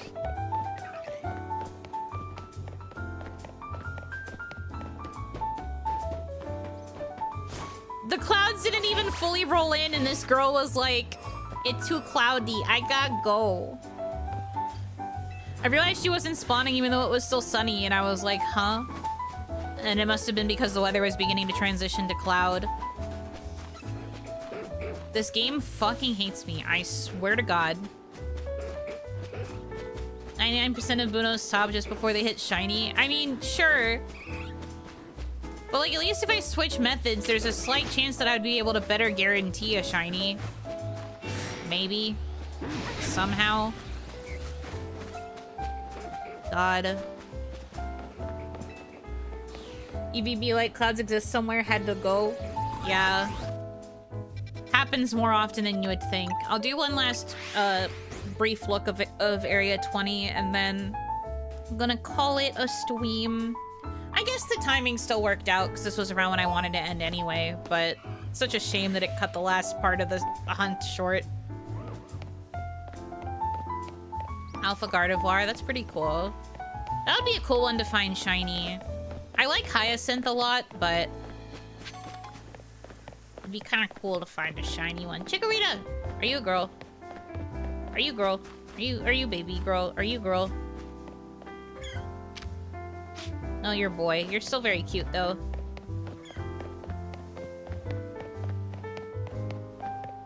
I miss when Florian was that small.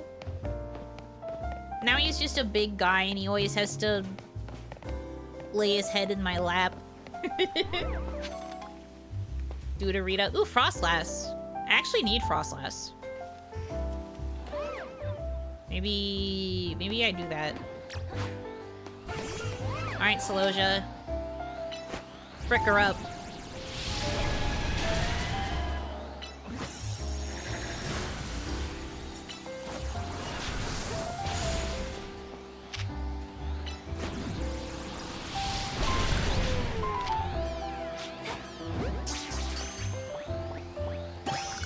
Yay! We take those.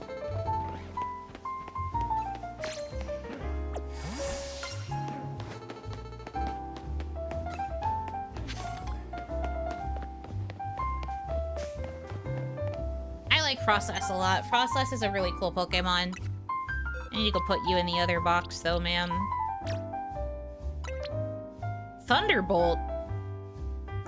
crazy type coverage. She said, hold on, let me get the spread. I was about to ask if Yuno was successful in catching the shiny Eevee, but I guess not. I'm not. But I caught a Frostlass, which is something that I needed, so... W for me.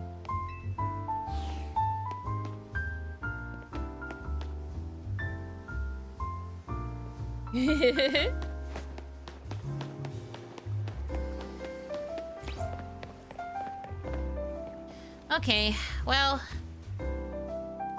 I at least accomplished a something. I think that means that I'm now, yeah.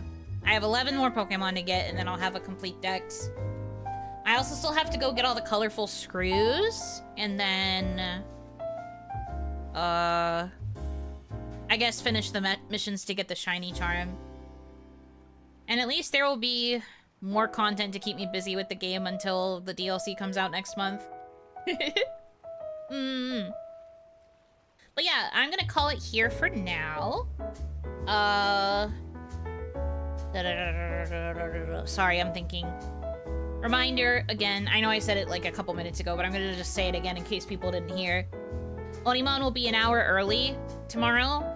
It'll be reflected in the waiting room, obviously, but it'll be an hour earlier than normal so that we can raid into Isla-sama's birthday concert. I hope you are excited. She worked very hard. She's been really working hard on it the past, like, while now. So I hope you guys will stick around to watch it after Onimon. It does mean Onimon will be a little bit shorter than normal at, like, only 2 hours instead of our average, but it'll be worth it to celebrate the Isla-sama, whom I love very much. I'm excited for the concert, so I hope you guys are too. And then Tuesday is going to be karaoke, probably at 8 p.m.? Probably? EST? I haven't fully decided yet. But I think that's probably going to be when I do it. So that's the plan for the next couple days of streams. Yes, sir. Yes, sir. But until then, thank you guys so much for choosing to spend time with me. I hope you have a good rest of your time zone. And until I see you again, Yuno-tsu!